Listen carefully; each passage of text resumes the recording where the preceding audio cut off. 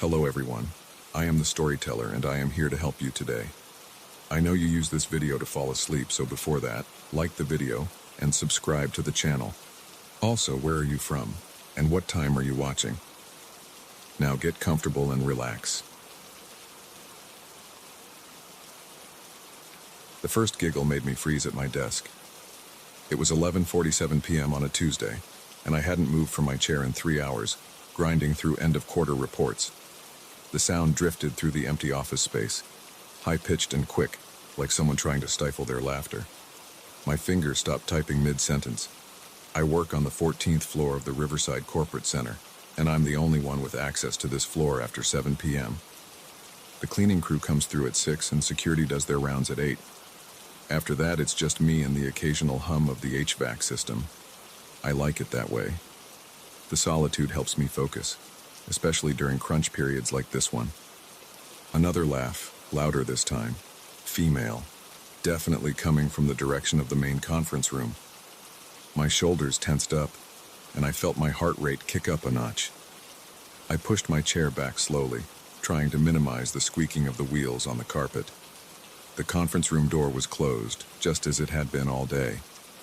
I hadn't gone in there once. No meetings were scheduled, and I'd been buried in spreadsheets since arriving at 8 a.m. The blinds were drawn, blocking any view inside. A soft thud came from behind the door, followed by what sounded like whispering. My mouth went dry. I stood up, my legs shaky, and grabbed my phone from the desk. The screen showed no new notifications, no missed calls. The floor's access log would show if anyone else had come up. I checked it compulsively throughout the day, a habit from when I first got promoted to senior manager. No entries since the cleaning crew left. Another thud, harder this time, then scraping like furniture being moved. The sounds were impossible to mistake now. People were in that room.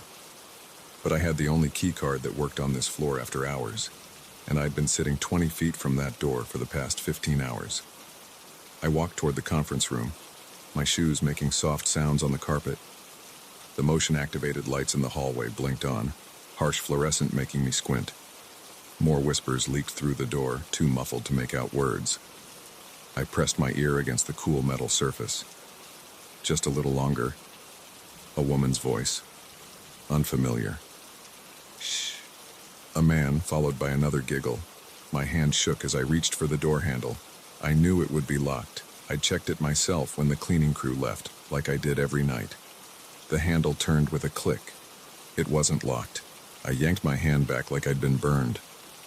The door handle had been ice cold, much colder than it should be.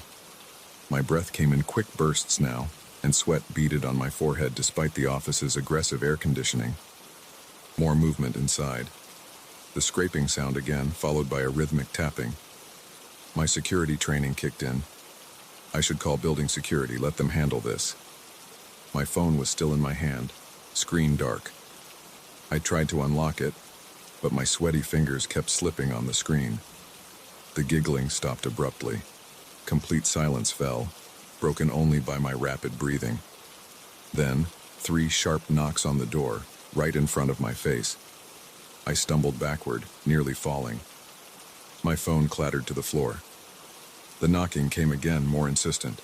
The door handle began to turn slowly, deliberately. I ran. There's no shame in admitting it.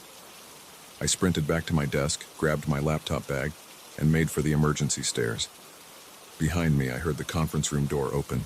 The sound of it hitting the wall echoed through the empty office. Don't look back. That's what every instinct screamed as I shoved open the stairwell door. But I did look back, just for a second. The conference room door was wide open. The lights were off inside, but I could make out shapes moving in the darkness. More than 2. More than should be possible in that space. And they were flowing out of the room like smoke, but wrong, moving against gravity, spreading across the ceiling. I took the stairs 3 at a time, nearly falling twice. My chest burned, but I didn't slow down until I hit the lobby.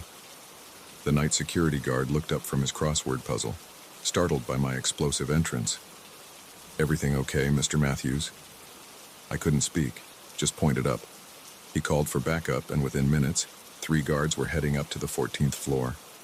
I waited in the lobby, gulping water from the cooler and trying to stop my hands from shaking. They found nothing, of course. The conference room was empty, everything in its place. No signs of entry, no evidence anyone had been there. The security footage showed no one entering or leaving the floor after the cleaning crew. The guard suggested I was working too hard, seeing things after too many late nights. I nodded, played along, told them I'd probably just been jumpy, that the sounds were probably just the building settling. They gave me concerned looks as I left, but I didn't care. I knew what I'd heard, what I'd seen. I called in sick the next day, something I hadn't done in 3 years with the company. Spent the morning researching the building's history on my laptop, combing through local news archives. Found nothing unusual, nothing that would explain what happened. When I went back to work 2 days later, I requested a transfer to our downtown office. My boss was surprised. The 14th floor office was considered a perk, a sign of status.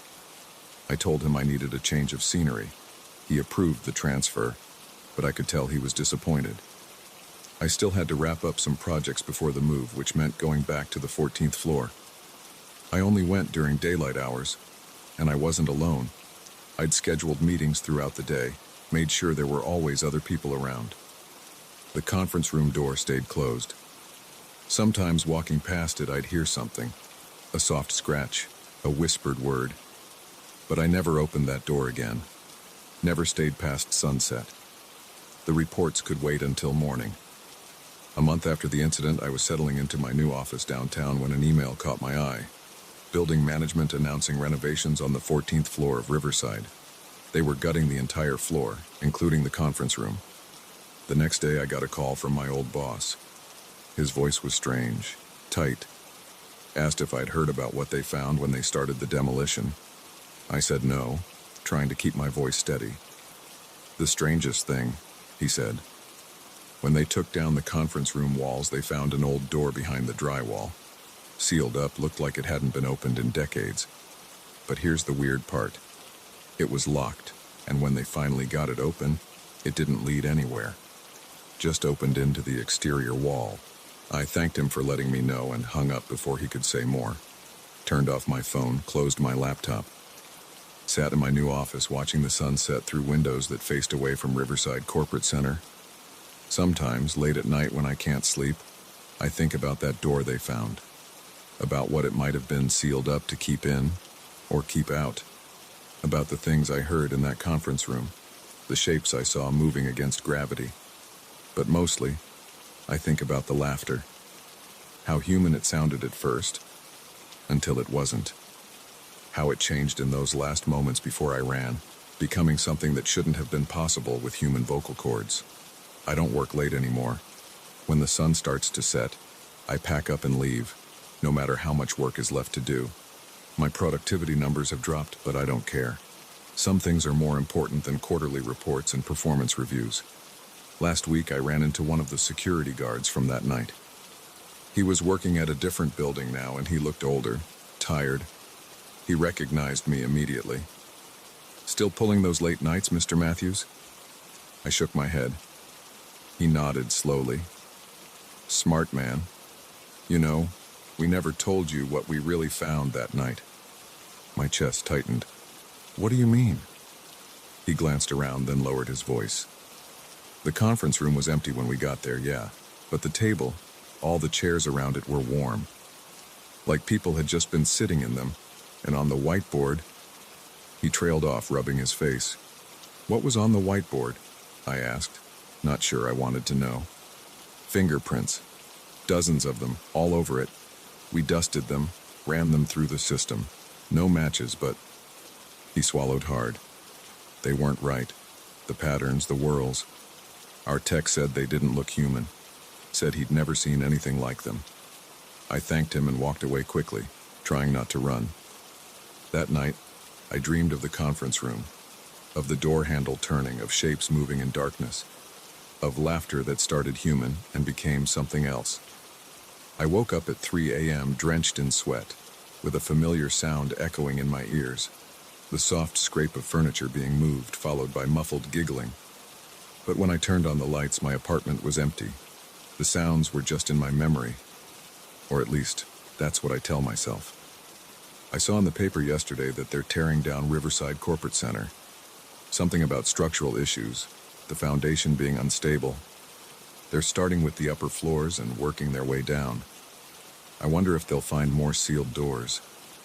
Wonder what might come out when the walls come down. But I won't be watching to find out. I've accepted a job in another city, as far from Riverside as I could get. My new office is in a modern building, all glass and steel, with no hidden spaces or sealed rooms. Still, I make sure to leave before dark.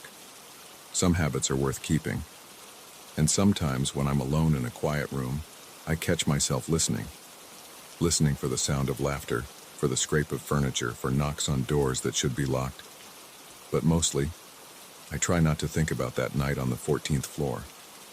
About what might have happened if I'd opened that conference room door when the handle started to turn. About what I might have seen if I'd stayed just a few seconds longer. Some questions are better left unanswered. Some doors are better left closed. And some rooms, like that conference room on the 14th floor, are better left undisturbed. No matter what sounds come from behind their doors late at night, when you think you're alone in the building. But you're never really alone. Not in places like that, I know that now.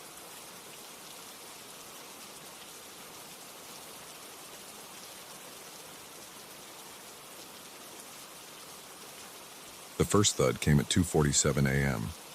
I know because I checked my phone thinking it might be the neighbors. But this building was too new to have neighbors. I'd moved in just 2 weeks ago, and so far I was the only tenant on the entire 7th floor. Another thud, followed by what sounded like shuffling footsteps in the hallway. My TV was off. The AC had cycled down. In that artificial silence of a new building, those sounds shouldn't exist. I put down my laptop and stood up from my desk. The footsteps continued, slow and uneven, like someone dragging their feet across the carpet. Then came the voices, muffled, indistinct, but definitely human. At least 2 different ones, speaking in low tones I couldn't make out through the door. The rational part of my brain said it had to be maintenance workers or security doing late-night checks. But at this hour, in a building that was still mostly empty, I walked to my front door and pressed my ear against it. The voices were clearer now, a man and a woman, their words still too garbled to understand. They sounded agitated, speaking in quick, sharp bursts. My hand hovered over the doorknob. I'm not usually the type to investigate strange noises in the middle of the night. I've seen enough horror movies to know better, but this was my floor, my home. I had a right to know what was happening out there. I opened the door as quietly as possible, just a crack at first. The hallway lights were on their usual dim night setting, casting long shadows across the beige carpet. The voices had stopped. Opening the door wider, I stepped into the hallway. Empty. The cream-colored walls stretched in both directions, unmarked by any decorations or signs. The building was too new for those touches. Just a long row of identical dark wood doors, all of them vacant units except mine. The elevator was about 30 feet to my right. Its digital display caught my attention immediately. The numbers were flickering rapidly, jumping between different floors in a way I'd never seen before. As I watched, it settled on 7, my floor, but the light behind the number pulsed erratically, like a fluorescent bulb about to die. I walked toward it slowly. My bare feet made no sound on the new carpet, but I could feel how cold it was through my socks. The air in the hallway was several degrees cooler than my apartment, which didn't make sense since the building's climate control system was supposed to be state-of-the-art. When I got within 10 feet of the elevator, I heard it, a scratching sound coming from behind the metal doors. Not mechanical, this was organic, like fingernails dragging across the surface. I stopped. The display continued to flicker on 7, casting intermittent blue light across the hallway. The scratching got louder, more deliberate. Then a thump from inside the elevator car, heavy enough to make the doors vibrate slightly. "Hello?" I called out, immediately regretting breaking the silence. My voice sounded too loud, too intrusive in that empty space. The scratching stopped. The thumping stopped. Everything went quiet except for the soft, electrical hum of the hallway lights. I took another step forward. The elevator doors looked normal, brushed stainless steel, pristine and unmarked. But something was wrong with the seam where they met in the middle. Instead of being perfectly straight, it seemed to bulge outward slightly, as if something was pressing against it from the inside. The display flickered again, this time cycling through all the numbers rapidly before going dark completely. In that moment of darkness, I heard the voices again, closer now, coming from inside the elevator car. The woman's voice was clearer. "Please, help us." My heart started pounding. I reached for my phone, then remembered I'd left it in my apartment. The smart thing would be to go back, call building security or the police. But what if someone was actually trapped in there? I stepped closer to the elevator and pressed the call button. Nothing happened. I pressed it again, holding it down longer this time. The display remained dark. The scratching resumed, more frantic now. Multiple sets of fingernails dragging across metal. The doors bulged further outward, the seam between them widening enough that I could see darkness through the gap. "Is someone in there?" I asked, my voice shaking slightly. "I can call for help." A hand shot through the gap between the doors, pale, dirty, with broken fingernails. It clawed at the air for a moment before gripping the edge of the door, trying to pull it open wider. I stumbled backward. The hand was followed by another, then another. Multiple hands forcing their way through the widening gap, accompanied by the screech of metal being forced apart. The lights in the hallway flickered, and in that strobing effect, I saw faces pressing against the gap. Distorted, wrong somehow, their features twisted in ways that human faces shouldn't move. Their mouths were open too wide, showing too many teeth.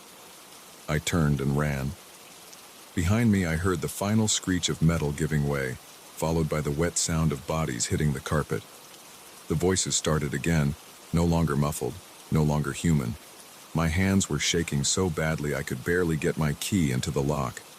I could hear them coming, the shuffle drag of multiple sets of feet on carpet getting closer. The hallway lights were flickering faster now, casting the scene in broken fragments of visibility. I got the door open and slammed it behind me, turning both deadbolts. For a moment I just stood there, breathing hard, listening. The footsteps stopped right outside my door. Something scraped against the wood, those same broken fingernails. Then a voice, the woman from before, but different now. Distorted, like someone playing a tape at the wrong speed. "Let us in," it said. "We lived here first." I backed away from the door. That didn't make sense. This building was brand new. The construction had just finished 2 months ago. Before that, it was an empty lot. The scratching moved to my window. I was 7 floors up. There couldn't be anything out there. But when I looked, I saw those hands pressing against the glass, leaving dirty smears. Between the fingers, I caught glimpses of faces, the same twisted expressions I'd seen in the elevator. My phone was still on my desk. I grabbed it and dialed 911, but there was no signal. The Wi-Fi was down too. Even my cellular data wasn't working. The temperature in my apartment dropped suddenly. I could see my breath fogging in the air. The scratching was at both the door and windows now, and other sounds were joining it. Wet, organic noises I didn't want to identify. The woman's voice came again, closer now, as if she was speaking directly through the door. "We died here first." My mind raced, trying to make sense of it. I'd done my research before moving in. This was newly developed land, never built on before. The construction company had broken ground just last year. Unless... I pulled up the building's website on my laptop, thankful I still had the page loaded in my cache. I scrolled through the development history, looking for anything I might have missed. There, in a small note near the bottom, site of the former Westbrook Apartments, demolished 1986 following structural collapse. 27 residents lost. A crack appeared in my window, spreading like a spider web from where one of the hands pressed against it. The door's hinges were starting to bend inward, metal groaning under impossible pressure. I ran to my bedroom, slamming and locking that door too. My hands were numb from the cold. The temperature must have dropped another 20 degrees in the last minute. The outer door finally gave way with a crash. I heard them entering my apartment. The drag of feet, the sound of furniture being knocked over, those wet, shuffling noises getting closer. They were talking now, multiple voices overlapping, all distorted in that same wrong way. Our home. Give it back. We died here. The bedroom door wouldn't hold them for long. I looked around frantically for options. The window? 7 floors up was a fatal drop. The closet? Just another dead end. Something hit the bedroom door hard enough to splinter the wood. Through the cracks I could see them. Fragments of faces, hands, bodies that weren't quite right. Like someone had tried to reconstruct human beings from broken pieces. The door burst inward. They filled the doorway. A mass of twisted limbs and distorted faces, all pressed together like they were still trying to fit in that elevator car. Their skin was pale and mottled, clothes rotted and stained with old blood and concrete dust. The woman who had spoken first was in front, her neck bent at an impossible angle, arms too long for her body. When she smiled, her jaw opened wider than any human mouth should. "Welcome home," she said. I backed up until I hit the window. They moved into the room as one mass, reaching for me with those broken hands. The cold was intense now, burning my lungs with each breath. The woman's hand touched my shoulder. Her skin felt like wet concrete. "Stay with us," she whispered. "Forever." I closed my eyes. When I opened them again, I was lying on my desk, my laptop screen dark in front of me. Sunlight was streaming through the windows. My phone showed 8:15 a.m. A dream, just a horrible dream. Then I noticed the temperature display on my thermostat, 42 degrees Fahrenheit. And there, on my shoulder, 5 distinct bruises in the shape of fingerprints, gray like old concrete. I moved out that day, left most of my things behind. The building management didn't argue when I broke my lease. They just looked uncomfortable and processed the paperwork quickly. A month later, I drove past the building. It was empty again, all the windows dark. A sign out front announced, "Luxury apartments, taking applications." As I waited at the red light, I looked up at the 7th floor. For a moment, I thought I saw something in my old window. A pale face, pressed against the glass, smiling too widely. The light turned green. I drove away and never looked back. But sometimes late at night, I still hear those voices. And when I'm in an elevator, I watch the floor numbers carefully, holding my breath until they stop exactly where they're supposed to, because sometimes they don't. Sometimes they flicker.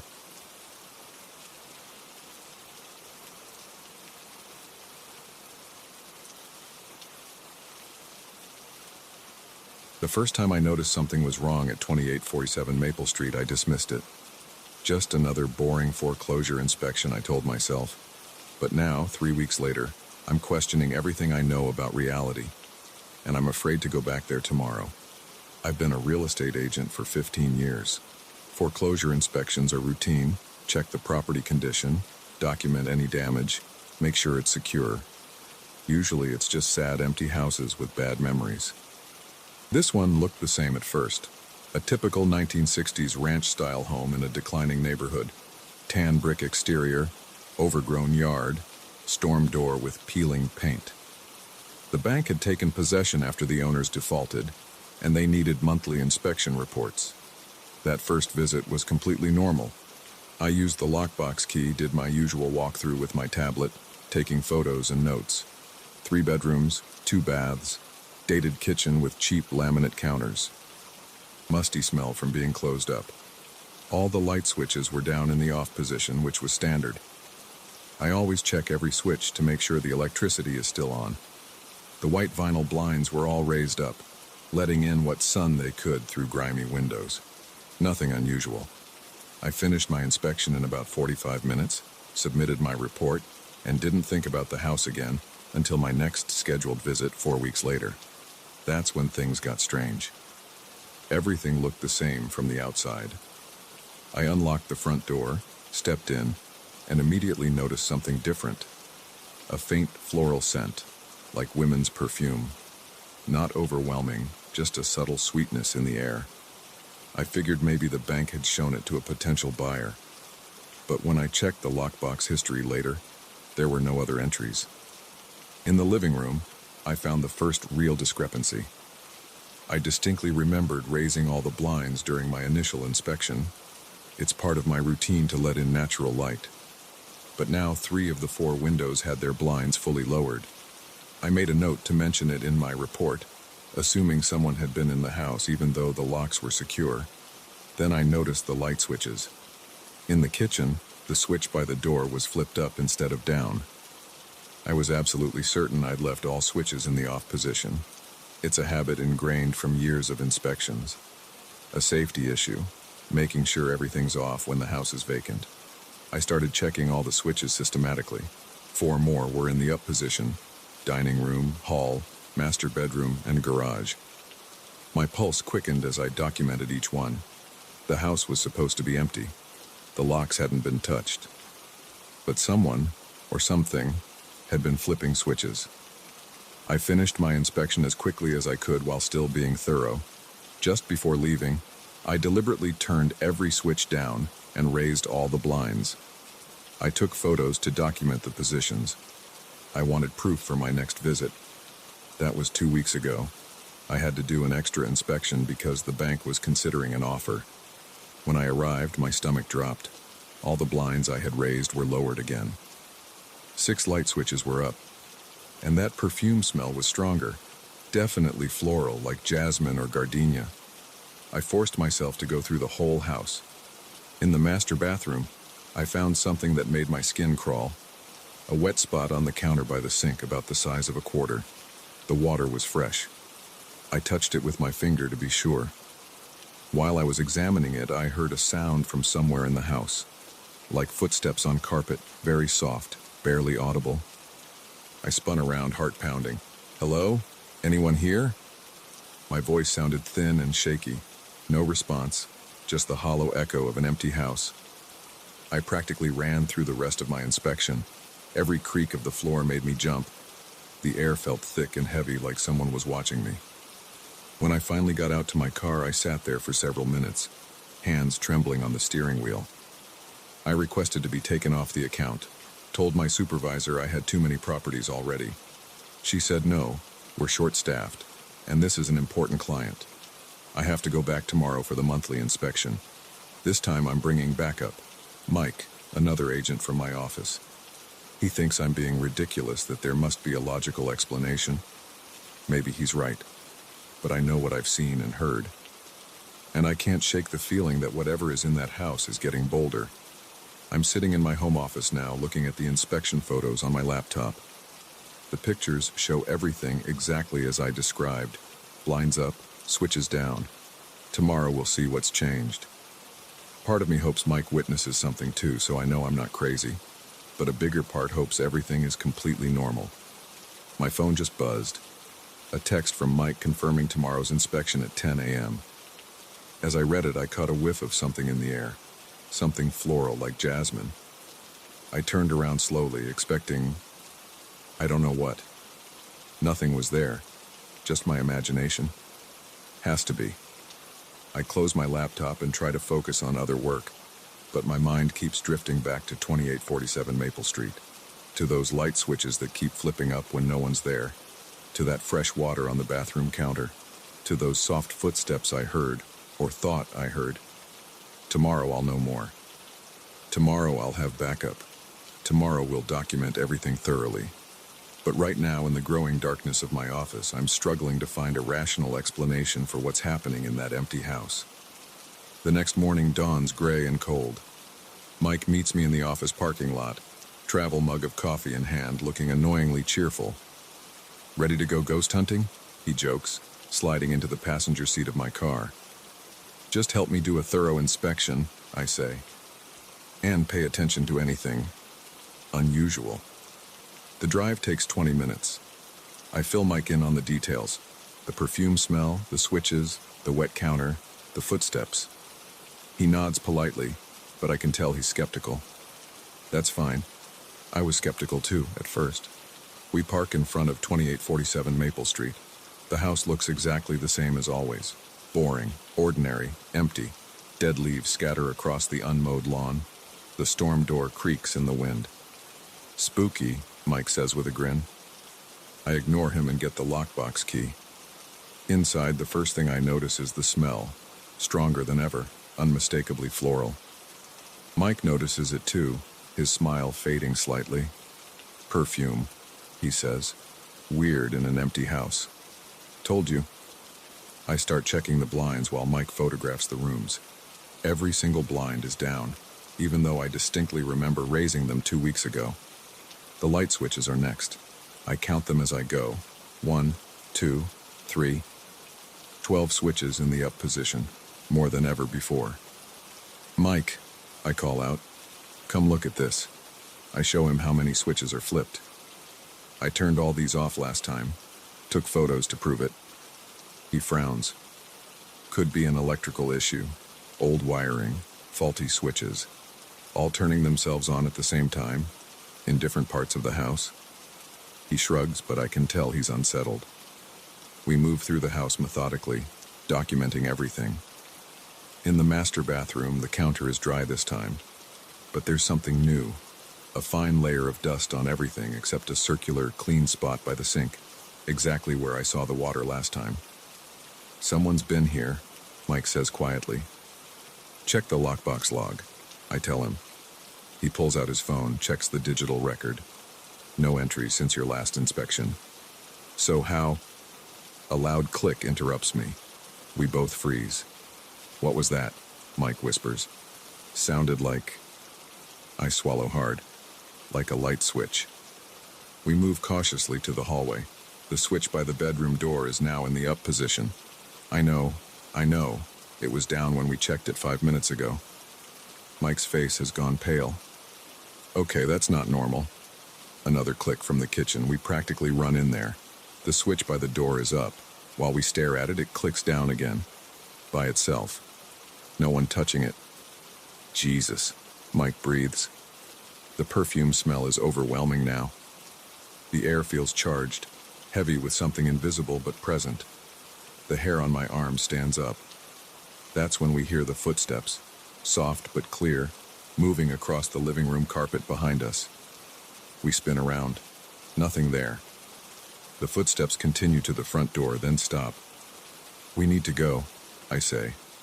Now. Mike doesn't argue. We hurry to the door, not running but moving fast. As I reach for the handle, the lock clicks. I try turning it anyway, locked tight. Use your key, Mike says, voice shaking. I fumble with my key ring, find the right key. It won't turn. Like something's holding the lock from the other side. The footsteps start again, moving toward us. The perfume smell is so strong I can barely breathe. Out of the corner of my eye, I see the living room light switch flip up. Mike slams his shoulder into the door. Once, twice, it bursts open. We stumble out into the cold morning air, gasping. Behind us, the storm door slams shut with a crack like a gunshot. We stand there for a long moment, catching our breath, staring at the house. Through the window, I see the living room light switch flip down again. Well, Mike says finally, I guess I owe you an apology. I laugh, but it comes out shaky. Let's get out of here. In the car, we sit in silence for a minute. Then Mike pulls out his tablet. We still need to file the inspection report, he says. What should we put? I start the engine. The truth, all of it. Let the bank figure it out. They'll think we're crazy. Probably, but we have photos, video, 2 witnesses, and we're both experienced agents with good reputations. He nods slowly. Yeah, okay. He starts typing, then pauses. Hey, that perfume smell? Reminded me of something. I looked up the previous owners earlier. It was a foreclosure after the owner died. A widow named Margaret Wilson lived there alone for 20 years after her husband passed. Died in the master bedroom last year. My hands tighten on the steering wheel.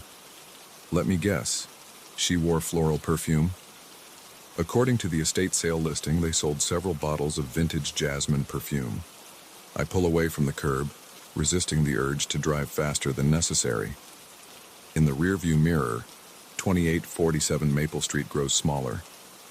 Just before it disappears from view, I swear I see one of the blinds raise up just a few inches like someone is peeking out. I file my report that afternoon, documenting everything in detailed professional language. The bank will probably take us off the account, maybe even question our competence. I don't care. I'm done with 2847 Maple Street. But that night, sitting in my home office again, I find myself scrolling through photos of the house. Something catches my eye in one of the living room shots, a faint blur in the corner like a human figure.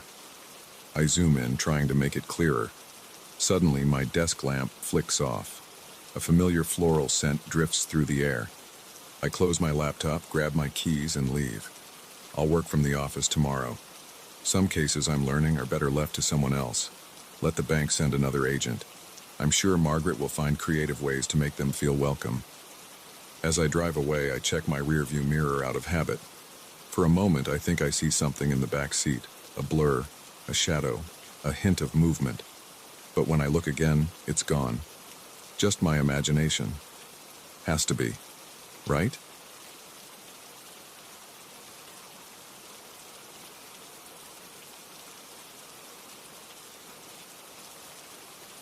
I shouldn't have gone camping alone. That's what everyone keeps telling me now. The police, the park rangers, even the UFO researchers who won't stop calling. But I need to get this down while it's still fresh. While I can still remember every detail of those 12 hours that changed everything I thought I knew about our place in the universe. It started as a regular weekend trip to Black Rock State Forest. I'd done solo camping dozens of times before, pack the essentials, drive out Friday after work, spend Saturday hiking, head home Sunday morning. Simple, safe, normal. October 12th seemed like any other fall weekend. Crisp air, leaves turning, perfect camping weather. I pulled into my usual spot around 7 p.m. just as the sun was setting. It's a secluded clearing about 2 miles from the main campground, accessible by a narrow dirt road. I'd found it 3 years ago and kept coming back. The rangers knew me and my Toyota 4Runner by now. "Going to your secret spot again, Mark?" They'd joke at the check-in station. I liked the solitude, the quiet. No RVs, no loud families, no college kids with their music. Just me, my tent, and the woods. Setup was routine. I've done it so many times I could probably pitch that tent blindfolded. Coleman 2-person dome tent, though I only need half the space.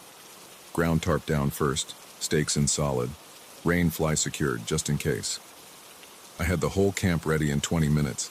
Tent, camp chair, small fire pit.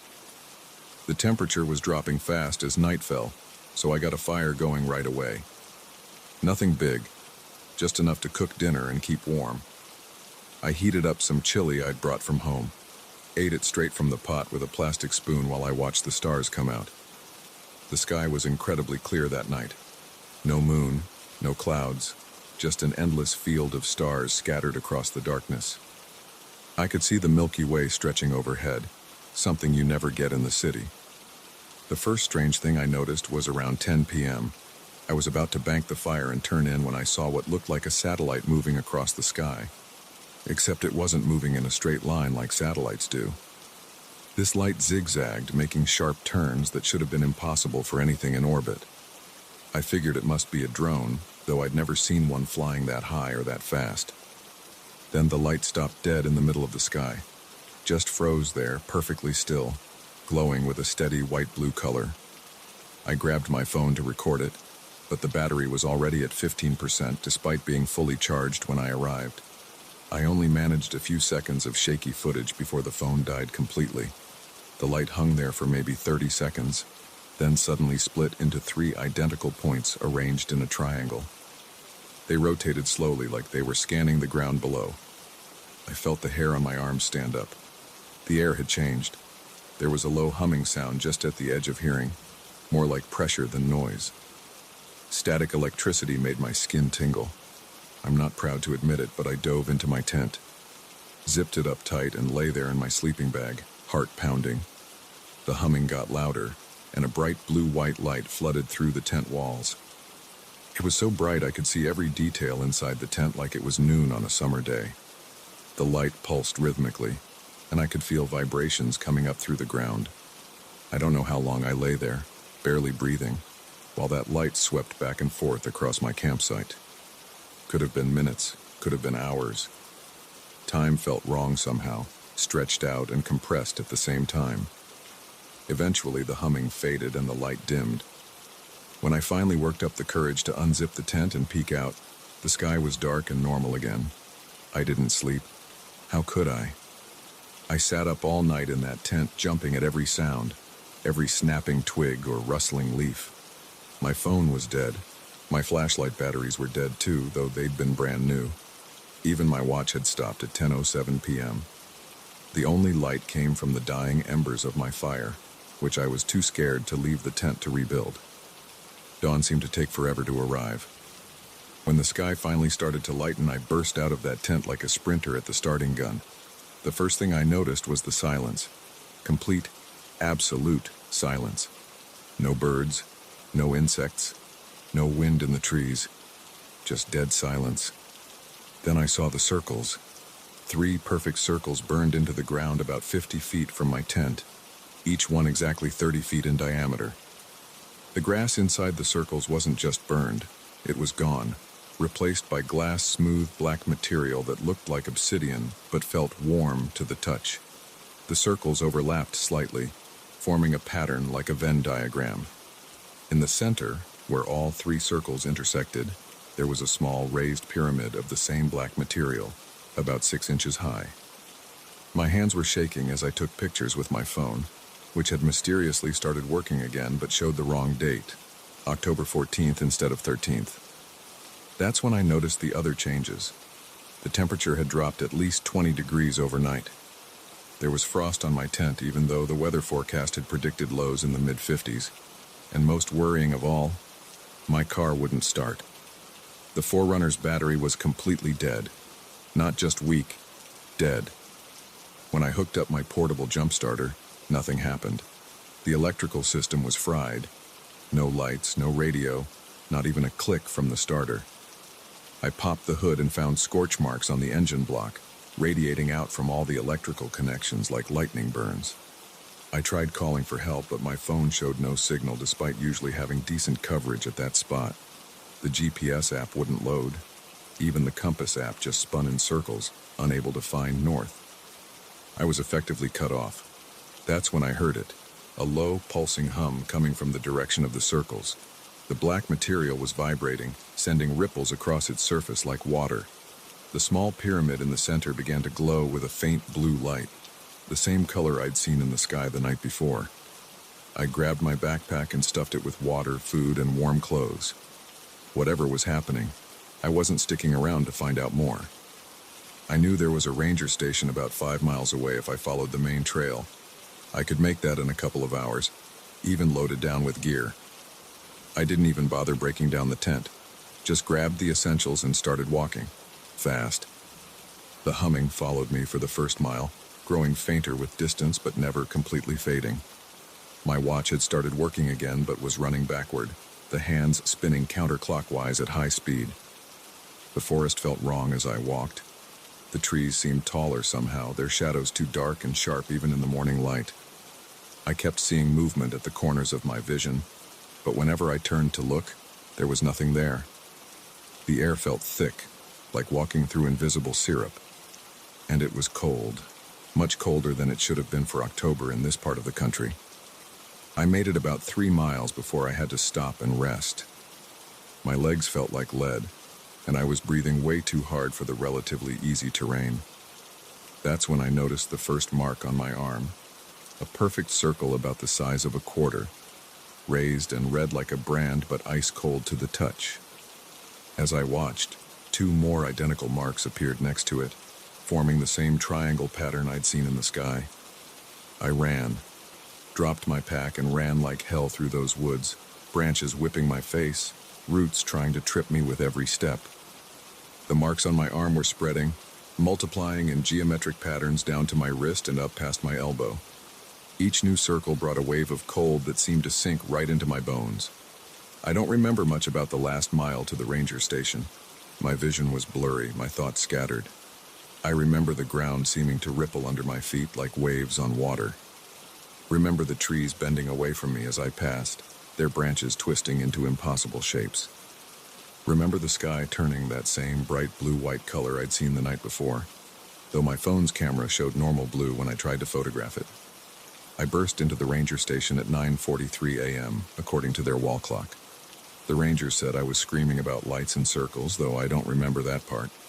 They said my body temperature was 83 degrees when they checked it, way too low for someone who'd just been running. The marks on my arm were gone by then, leaving no trace they'd ever existed. The rangers sent a team to my campsite. They found my tent and car right where I'd left them, but no signs of the circles. The ground was undisturbed. The car's battery was fine. It started right up for them. They showed me photos. Everything looked completely normal. But it wasn't normal. Nothing has been normal since that night. The date thing on my phone wasn't a glitch. I lost a day somehow. It was October 14th when I reached the ranger station, not the 13th like it should have been. 24 hours just gone with no memory of what happened during that time. The rangers' logs show I checked in on the 12th, but nothing after that until I showed up at their station on the 14th. My watch still runs backward sometimes, especially at night. The compass on my phone spins wildly whenever I'm in the woods. I can't keep batteries charged. They drain in hours no matter what device they're in. And sometimes, usually around 10:07 p.m., I hear that humming again. Feel that static electricity on my skin. See flashes of blue-white light at the edges of my vision. The UFO researchers say my experience matches dozens of other reports from that area over the past 50 years. They've shown me photos of similar circle patterns found in fields and forests across the country. They want me to speak at their conferences, tell my story to their followers. The doctors say I experienced a combination of hypothermia and stress-induced hallucinations. They've run tests, taken scans, drawn blood.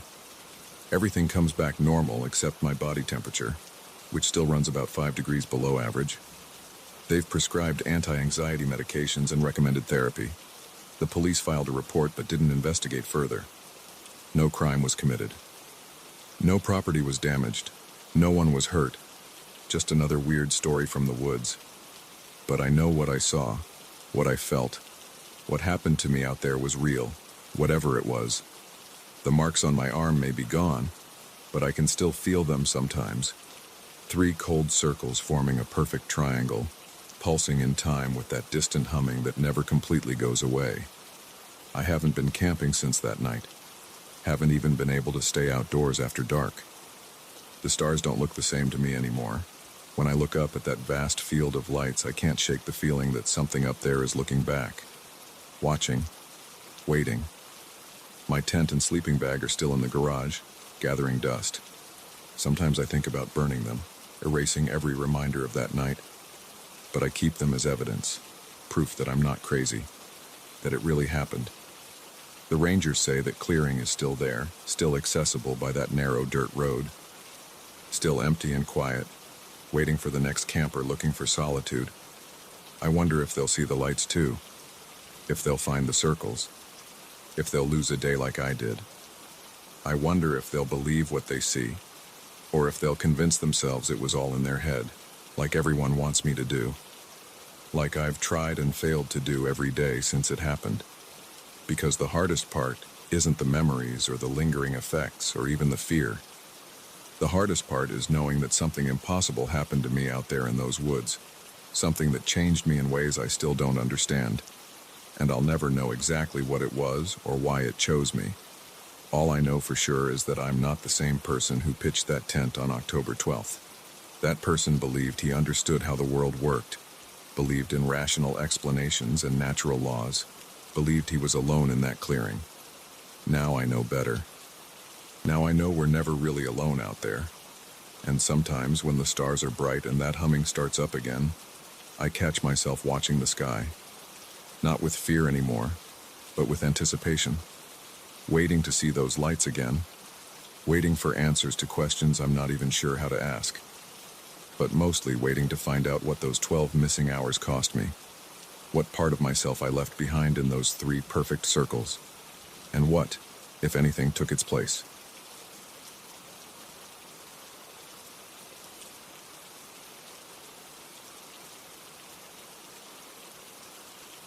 I found the photograph at the bottom of a cardboard box marked Kitchen 2019. It was wedged between my old coffee maker and some chipped mugs. That was impossible. I'd packed that box myself 3 years ago, and I'd never seen this photo before in my life. But the faces staring back at me made my stomach drop. The picture showed a family of 4 standing in front of a red brick house. The father wore a brown leather jacket that looked exactly like the one hanging in my closet at home. The mother had long, dark hair pulled back in a ponytail, just like Sarah used to wear hers before the divorce. The 2 kids, a boy and a girl, looked around 8 and 6. Deep scratches ran across their faces, like someone had tried to erase them. I sat down hard on the concrete floor of my storage unit, ignoring the dust and grime. Unit 247 had been my dumping ground for the past 5 years, ever since Sarah and I split up, and I had to downsize to a 1-bedroom apartment. Now the facility was being demolished for condos, and I had 48 hours to clear everything out. The temperature was dropping as evening approached. The fluorescent lights buzzed overhead, casting harsh shadows across the rows of identical rolling doors. I'd been here since morning, sorting through boxes, making piles for donation and trash. That's when I started noticing things that didn't belong to me. At first, it was small stuff. A brass desk lamp I didn't recognize. Some old hardcover books I'd never bought. I figured maybe they'd gotten mixed in when I was moving, or Sarah had packed some random items. But then I found the camping gear, a full set of expensive equipment still in its original packaging. I'd never been camping in my life. The photo trembled in my hands. The father had my exact hairline, my nose, even the small scar above his right eyebrow. But his eyes were wrong, flat and dark, like holes punched in paper.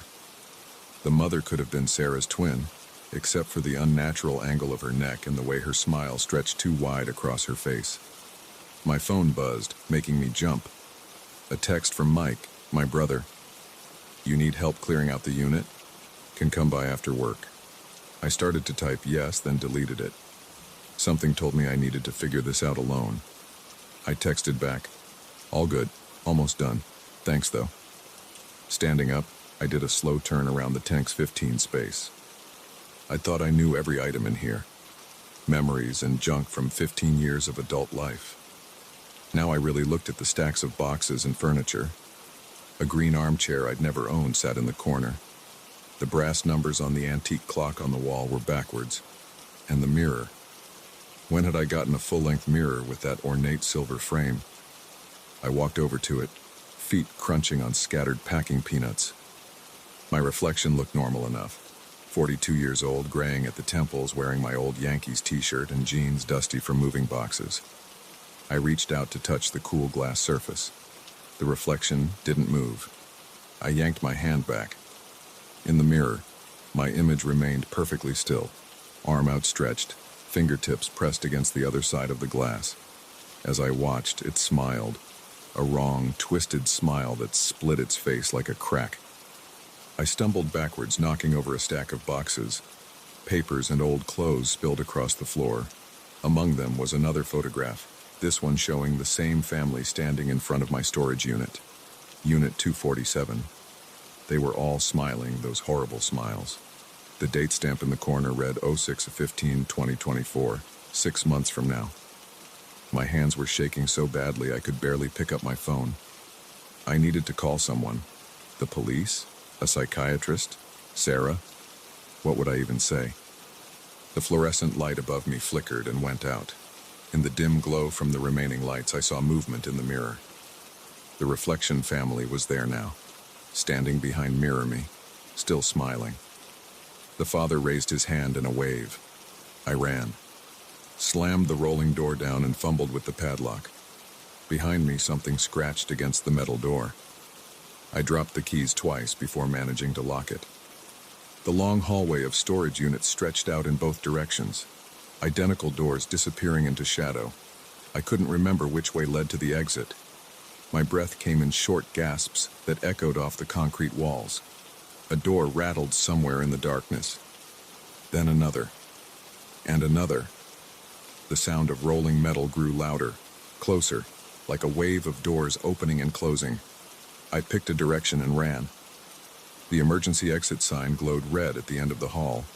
Or was it just another reflection? The rattling followed me, along with a new sound. Footsteps, out of sync with my own. And whispers, too quiet to make out the words. I slammed through the emergency exit into the parking lot. The sun had set while I was inside. My car sat alone under a flickering lamppost. I fumbled for my keys, pressing the unlock button repeatedly. The car chirped. In the brief flash of the headlights, I saw them. 4 figures standing at the edge of the parking lot. A family. My family. But wrong. I dove into the driver's seat and locked the doors. The engine roared to life. As I peeled out of the parking lot, I glimpsed them in my rearview mirror. They stood in a perfect line, waving goodbye with those twisted smiles. The father wore my leather jacket. That was 3 days ago. I haven't been back to the storage facility. Haven't been back to my apartment either. I've been driving, staying in cheap motels, paying cash. Every mirror I pass shows me something different now. Every photograph I look at changes when I look away. This morning I found another picture in my wallet. I know I've never seen it before, but it was tucked behind my driver's license like it had always been there. It shows me, the real me, standing with that family in front of Unit 247. We're all smiling those wrong smiles. The date stamp says 06/16/2024. Tomorrow. I could run, drive until I run out of gas, then keep going on foot. But I know that won't work. They're in every reflection now, getting closer. Waiting. I'm writing this all down because I need someone to know what happened. Need someone to understand why I have to go back to Unit 247. They're waiting for me there. My family. The family I never had. The family I might have had, in some other version of my life. The family I'm about to become. I keep checking my smile in the rearview mirror. It looks normal. For now. But sometimes, out of the corner of my eye, I catch it starting to stretch. I should have known something was wrong the moment I found that first photograph. Should have walked away, called the police, done something different. But now it's too late. The changes are spreading. This morning I found a brown leather jacket in my back seat, the exact one from the photo. When I reached back to touch it, it was warm. The storage facility office called an hour ago. A woman's voice, familiar but wrong, like Sarah's voice played backwards. Just reminding you that all units must be cleared out by tomorrow. Unit 247 still has some items inside. Your family's waiting to help you move them. I hung up, threw my phone out the window, but I can still hear her voice in my head, getting louder. They're all getting louder now, whispering about tomorrow, about Unit 247, about becoming. The sun is setting. I'm parked outside a gas station somewhere in New Jersey, watching my reflection in the window. It's still me mostly, but if I look closely, I can see them standing behind me, getting clearer, more solid. Their smiles are my smile now. I'm going back to Unit 247. I don't have a choice anymore. They're calling me home. If you're reading this, don't look for me. Don't try to find Unit 247. And whatever you do, don't trust the reflections. They're not reflections anymore, they're doors. And they're opening. I have to go now. It's almost dark, and they're waiting. My family is waiting. I'm starting to smile.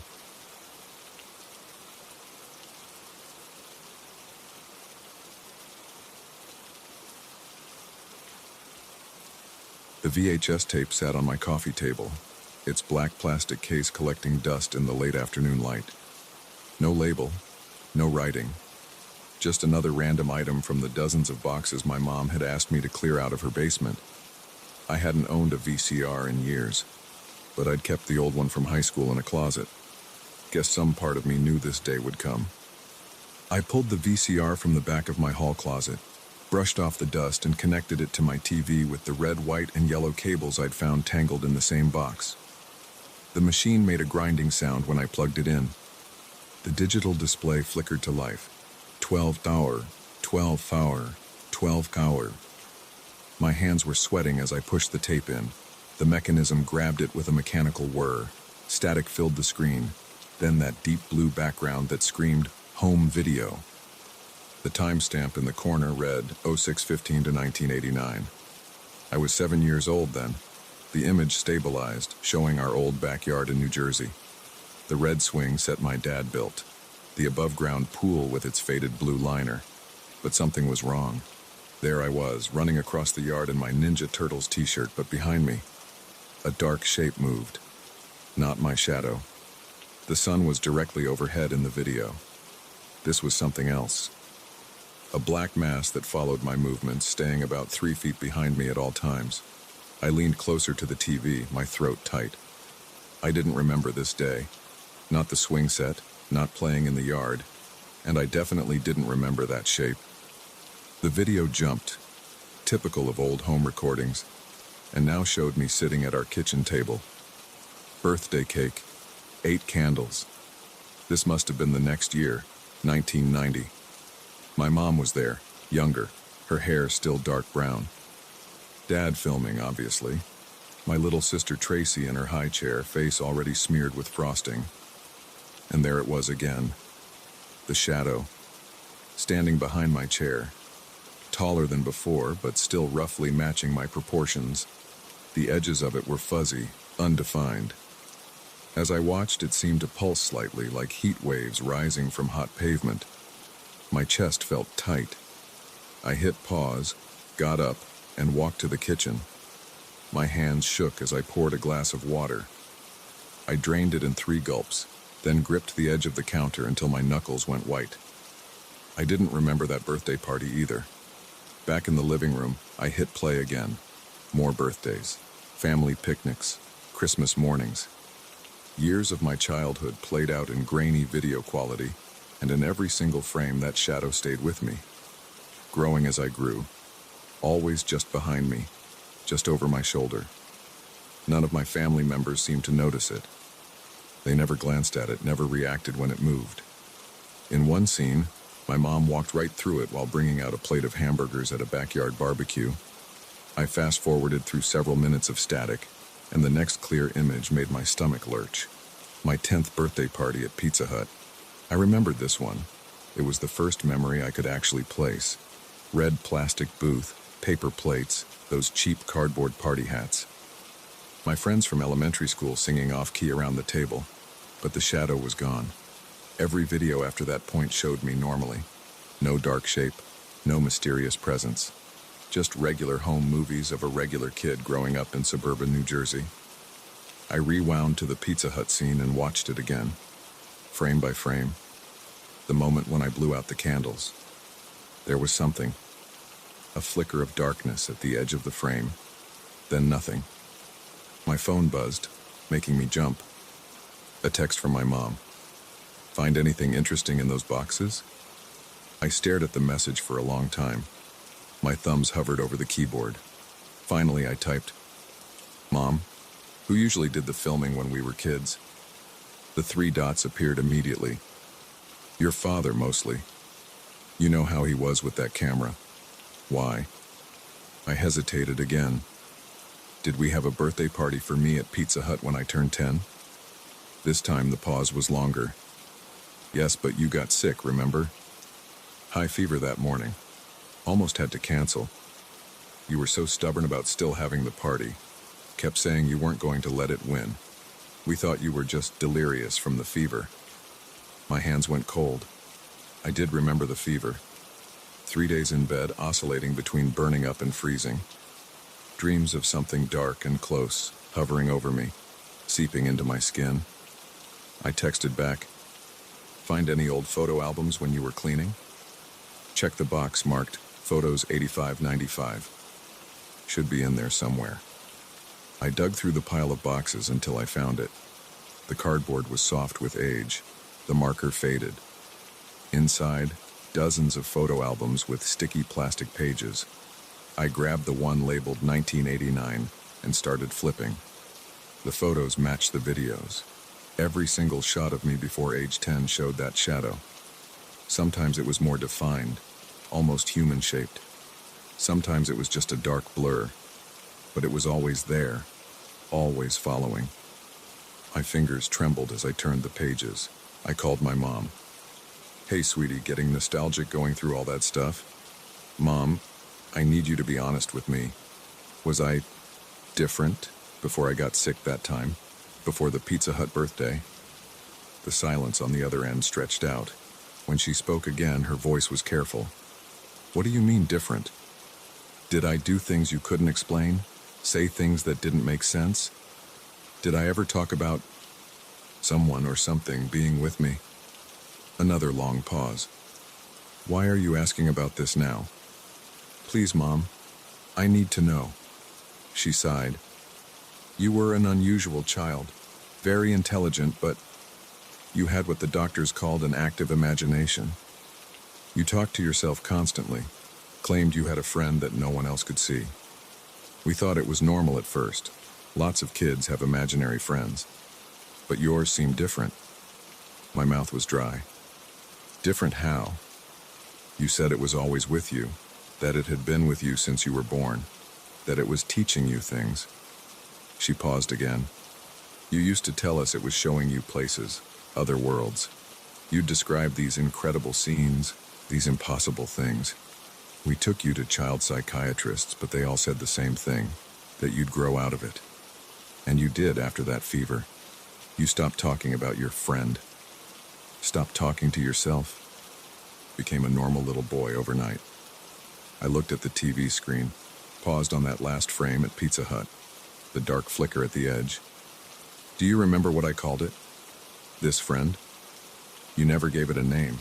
You just called it my shadow." My hand holding the phone was slick with sweat. "Mom, I need you to think carefully. In all the photos and videos from when I was little, did you ever notice anything strange? Anything in the background?" "What? No, of course not. They're just normal family photos."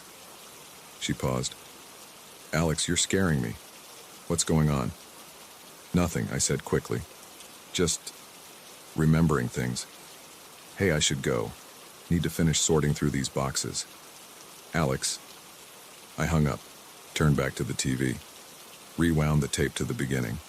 This time I watched more carefully. In that first scene, in the backyard, I wasn't just running. I was running with my arms out, like an airplane. But my head was turned to the side, my mouth moving, talking to the shadow. I switched to another scene. Christmas morning, probably age 6. As I opened presents, I kept holding them up, showing them to something over my shoulder. The shadow pulsed and shifted with each movement. Scene after scene. Birthday parties where I saved a piece of cake, setting it aside on an empty chair. Playing with toys, but always leaving space for something else to sit. Having animated conversations with empty air, or what looked like empty air on camera. The fever hadn't cured me of an overactive imagination. It had taken something from me, or maybe something had left. I fast-forwarded through more static, and a new scene appeared. One I hadn't watched yet. Me in a hospital bed, age 10, pale and thin, dark circles under my eyes. The shadow was there, larger than ever, filling the entire corner of the room. The camera was shaky. Dad must have been filming quickly, probably against hospital rules. The timestamp showed 3 a.m. In the video, I was sitting up in bed, talking. The audio was poor, mostly static, but I could make out words. Time to go, can't stay, thank you for... The shadow seemed to pulse, growing larger, darker. Small tendrils of blackness reached toward my bed. Then the picture went black. Not static, pure black. When the image returned, the room was empty except for me, sleeping peacefully in the hospital bed. The timestamp showed 7 a.m. I sat there in my living room as the tape ended, rewound automatically. The mechanical clicking of the VCR seemed very loud in the silence. My phone buzzed again. A text from my mother. Found something else while cleaning. A drawing you did in kindergarten. Your teacher sent it home with a note. I kept it all these years. Coming over to show you. 20 minutes later, she was at my door. She looked pale as she handed me a piece of yellowed construction paper. A child's drawing. crude stick figures, one small labeled ME in wobbly letters. Behind it, a larger figure, done entirely in black crayon, pressed so hard the paper had nearly torn. The teacher's note was stapled to the back. "Mrs. Henderson, I thought you should see this." When I asked Alex about his drawing, he said it was his special friend who shows him things no one else can see. He said it's been with him since he was born, helping him learn about the other side. When I asked what other side, he said, where we all came from, where we go back to. I recommend discussing this with his pediatrician. "Mrs. Walsh." My mom touched my arm. "Alex, what's wrong? You're shaking." I looked at her, then at the TV, then back at the drawing. "Mom, I need you to watch something." But when I tried to play the tape again, the screen showed only static. I rewound it, fast-forwarded, ejected, and reinserted it. Nothing but snow. I pulled the photo albums out again, flipping frantically through the pages. All the photos were still there, but the shadow was gone. Just normal pictures of a normal kid. My mom watched me with growing concern. "Alex, you're starting to scare me. What's going on?" I held up the drawing, pointed to the black figure. "Do you remember? Do you remember what it taught me?" She shook her head slowly. "You never told us. You said it was secret, that you weren't supposed to share what you learned until it was time.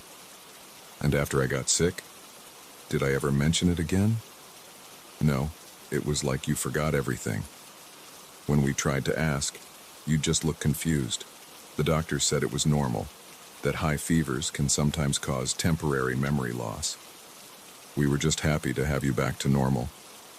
I stared at the drawing, at the black figure pressed so hard into the paper.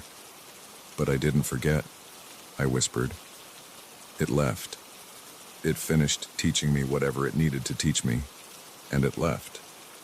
My mom took the drawing from my hand, set it on the coffee table. Maybe that's all it was supposed to do. I looked at her sharply. "What do you mean?" She sat down heavily on my couch.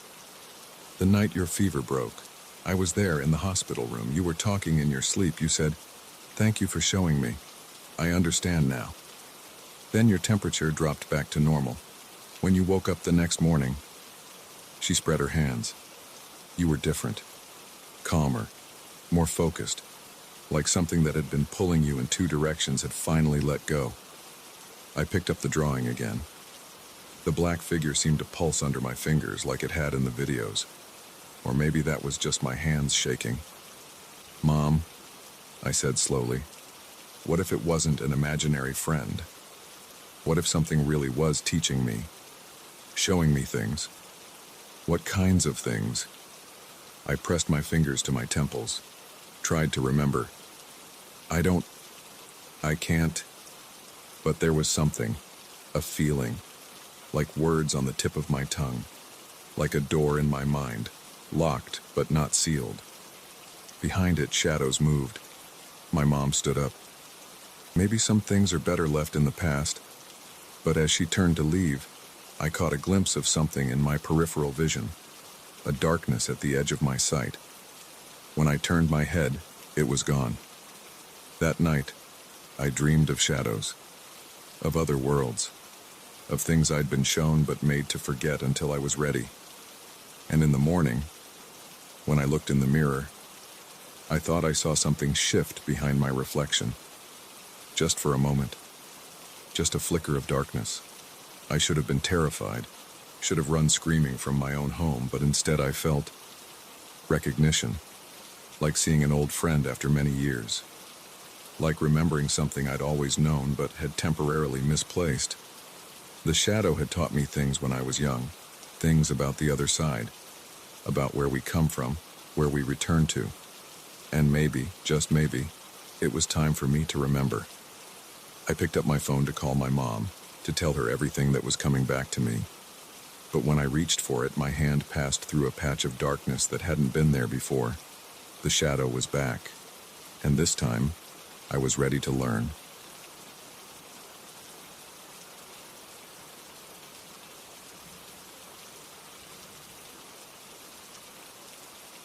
I didn't expect to end up at the Starlight Motel that night. The neon sign buzzed with half its letters burned out, casting a sickly red glow across the empty parking lot. My Ford had broken down 10 miles outside of Millbrook, Arizona, and this was the only place within walking distance. The night clerk barely looked up from his phone when I walked in, just pushed a registration card across the scratched counter and muttered, $40. Room 214 smelled like stale cigarettes and cheap air freshener. The carpet was worn thin, revealing concrete underneath in patches near the bathroom door. A single queen bed took up most of the space, its brown bedspread decorated with cigarette burns. The TV was an old tube model bolted to a metal bracket on the wall. I locked the door, both the regular lock and the chain, as soon as I got inside. Force of habit from too many nights in places like this. The bathroom light flickered when I flipped the switch, revealing rust stains in the bathtub and a cracked mirror above the sink. I splashed some water on my face and stared at my reflection. 2 days of stubble, bloodshot eyes, wrinkled shirt. I looked exactly like the kind of guy who ends up in a place like this at midnight on a Tuesday. The bed creaked when I lay down, still fully dressed except for my shoes. I kept my wallet in my pocket and my phone on the nightstand, screen facing up so the light would wake me if anyone called. The ceiling fan spun in lazy circles, making a clicking sound every fourth rotation. Sleep came in fits and starts. The walls were thin enough that I could hear the couple arguing 2 doors down, the rumble of trucks on the highway, the ice machine grinding in the hallway. I dozed off sometime after 2 a.m. when the argument finally died down. The sound of metal scraping against metal jerked me awake. In the darkness, I heard the distinct click of a key turning in the lock of my door. My heart slammed against my ribs. I lay completely still, eyes fixed on the strip of light under the door. A shadow moved across it. The lock mechanism turned with a heavy click. I rolled off the bed as quietly as I could, crouching on the floor between the bed and the wall. My phone was still on the nightstand. The door handle began to turn. The chain caught with a sharp clank.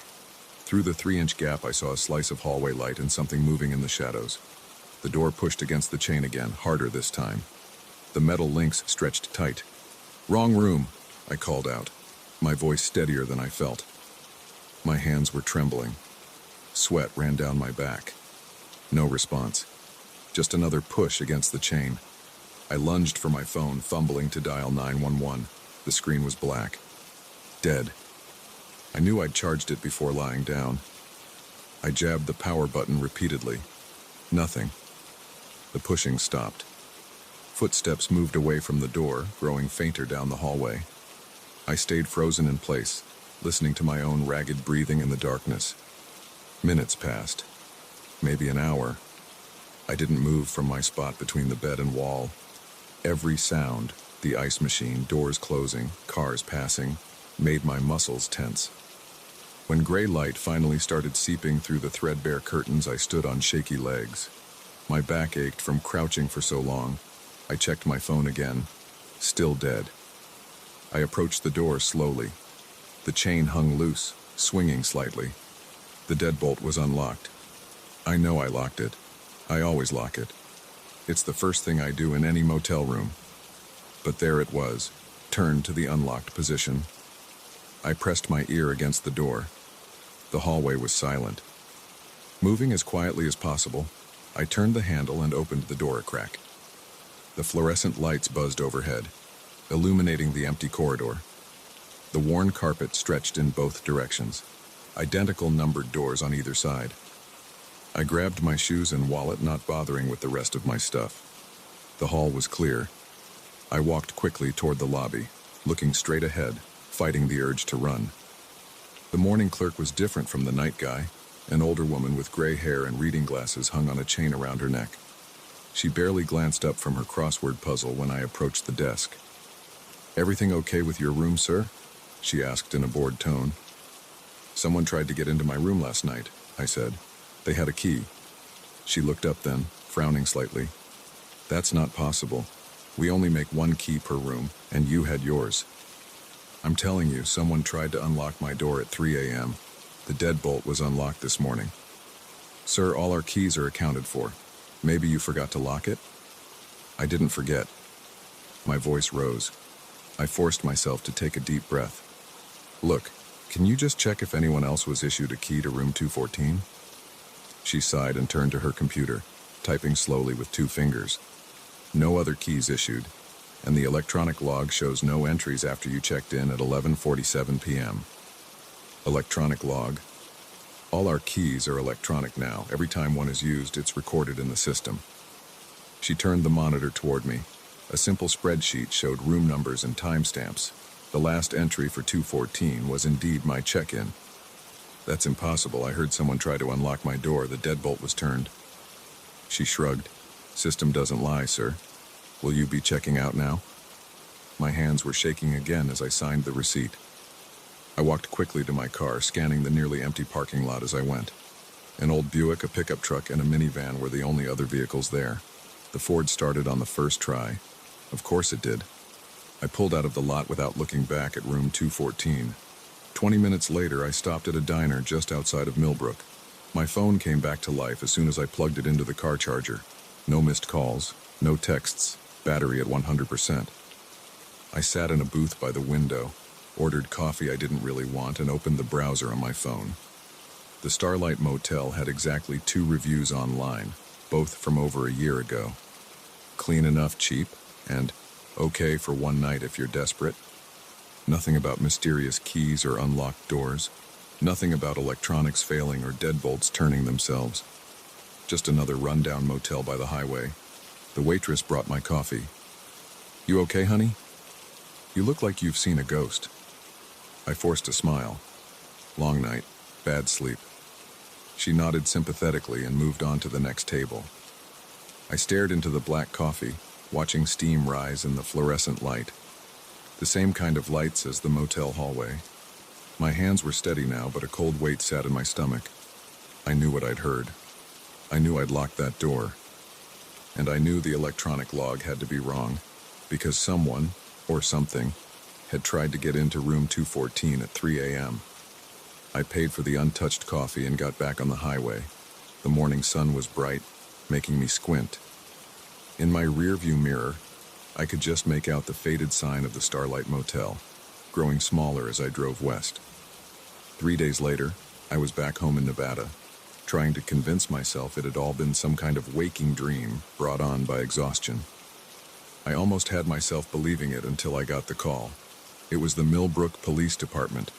They wanted to know if I'd noticed anything unusual during my stay at the Starlight Motel. Specifically, if I'd heard any disturbances in the middle of the night. Someone tried to get into my room, I said. Around 3 a.m., they had a key. A long pause on the other end. Sir, what room were you in? 214. Another pause. And you're sure about the time? 3 a.m.? Yes, why? What happened? The detective's voice was carefully neutral. The occupant of room 216 was found deceased yesterday morning. Time of death is estimated around 3:15 a.m. on the night you were there. The door was locked from the inside, deadbolt engaged. No signs of forced entry. My mouth went dry. How did they die? I'm not at liberty to discuss the details of an ongoing investigation. But if you think of anything else from that night, please call us immediately. I hung up and sat in my kitchen, staring at nothing. The cold weight in my stomach was back. I opened my laptop and searched for news from Millbrook. The story was there, buried on page 3 of the local paper's website. Local man found dead in motel room. No details about cause of death. No mention of locked doors or mysterious keys. I clicked through to the paper's archive, searching for similar stories. It took hours, but I found them. 3 deaths at the Starlight Motel in the past 5 years. All in locked rooms, all discovered the morning after, and all in room 216. My room had been 214. I thought about the footsteps I'd heard that night, moving away from my door, moving down the hallway, toward room 216.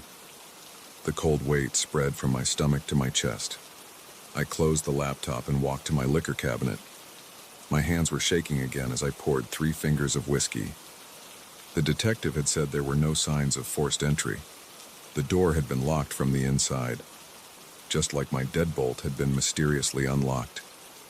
I drained the whiskey in one swallow. The burn in my throat felt real, tangible. Unlike the memory of that night, which was starting to feel like a bad dream again. But I knew it wasn't a dream. Just like I knew I'd locked that door. Just like I knew someone, something, had tried to get into my room at 3 a.m. I poured another drink and opened my laptop again. This time I searched for the history of the Starlight Motel. It had been built in 1963, renovated in 1989, and again in 2018 when the current owners installed the electronic key system. The renovation article mentioned they'd replaced all the old locks, all except one door that wouldn't accept the new system, the door to room 216. My phone rang, making me jump. Unknown number. Hello? Sir, this is Detective Morrison again. One more question about your stay at the Starlight. You said someone tried to get into your room with a key. Yes. Did you actually see anyone? I thought about the shadow I'd seen through the gap in the door. Had it been a person's shadow? I wasn't sure anymore. No, I said. I just heard the key in the lock. And you're certain you locked the deadbolt? Yes. But it was unlocked in the morning? Yes. A long silence. Then, sir, we just reviewed the security footage from that night. The hallway camera shows no one approaching your door between midnight and 6 a.m. The whiskey turned sour in my stomach. That's impossible. I heard them. The deadbolt was unlocked. There's more, he said. We checked the electronic key logs again. There was an attempted entry to your room at exactly 3:02 a.m., but it wasn't with a key. What do you mean? The system logged it as a master key override. The kind only used by maintenance, except what? The motel doesn't have any master keys. They were all destroyed in 2018 when the new system was installed. I sat in silence, processing this. One more thing, the detective said. The time of death in room 216 has been confirmed. 3:15 a.m., exactly 13 minutes after the logged attempt to enter your room. I hung up without responding. My hands were steady as I poured a third drink, but the rest of me was shaking. I thought about that night again, the key turning in the lock, the shadow in the gap, the footsteps moving away, toward room 216, 13 minutes. I opened my laptop one last time and booked a flight to Phoenix. I needed to see the Starlight Motel again, needed to look at room 214 and room 216 in the daylight, but mostly I needed to know what would have happened if that chain hadn't caught, if whatever had tried to enter my room had gotten in. The flight was in 6 hours. I poured another drink and watched the sun set through my kitchen window. In the gathering darkness, I heard a sound that made my blood run cold. Metal scraping against metal, like a key turning in a lock. I turned slowly toward my front door. The deadbolt was locked. I knew it was locked, but as I watched, it began to turn.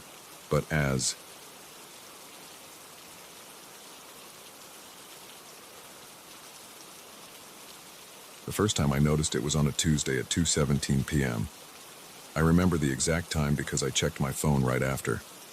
I was running late to a budget meeting on the 8th floor, and I took that old maintenance stairwell to avoid the crowded elevators. No one ever used those stairs. That's probably why they hadn't bothered fixing the flickering fluorescent light on the 4th floor landing. I rushed down the metal steps, my dress shoes making hollow clanging sounds. The handrail was cold under my palm, that thick industrial-grade steel they used in buildings from the 70s. As I rounded the bend between the 6th and 5th floors, something caught my eye. Movement in the polished surface of the handrail. It was my reflection, but something was wrong. I stopped. The reflection stopped too, but a split second later, like watching a video feed with slight lag. I moved my hand up. The reflection followed, delayed by maybe a quarter of a second. My heart started beating faster, and I felt sweat forming on my forehead. I wiped it away with my sleeve. The reflection did the same, but again, just slightly behind. I stood there for what felt like minutes, moving my hand back and forth, watching the lagging reflection. The fluorescent lights hummed overhead. My phone buzzed in my pocket, probably someone wondering where I was. I jerked my hand away from the rail and practically ran down the remaining stairs. I burst through the door into the fourth-floor hallway, my breathing heavy. A woman from accounting gave me a strange look as she walked past. I made it to the meeting 15 minutes late. My boss, Davis, shot me an irritated glance as I slipped into an empty chair. I couldn't focus on the PowerPoint presentation. My hands were shaking, and I kept thinking about what I'd seen in that stairwell. I told myself it was just my eyes playing tricks. Too much coffee, not enough sleep. The usual excuses. After the meeting, I took the elevator back to my floor. I avoided that stairwell for the rest of the day. I finished my reports, answered emails, made small talk with coworkers, normal stuff.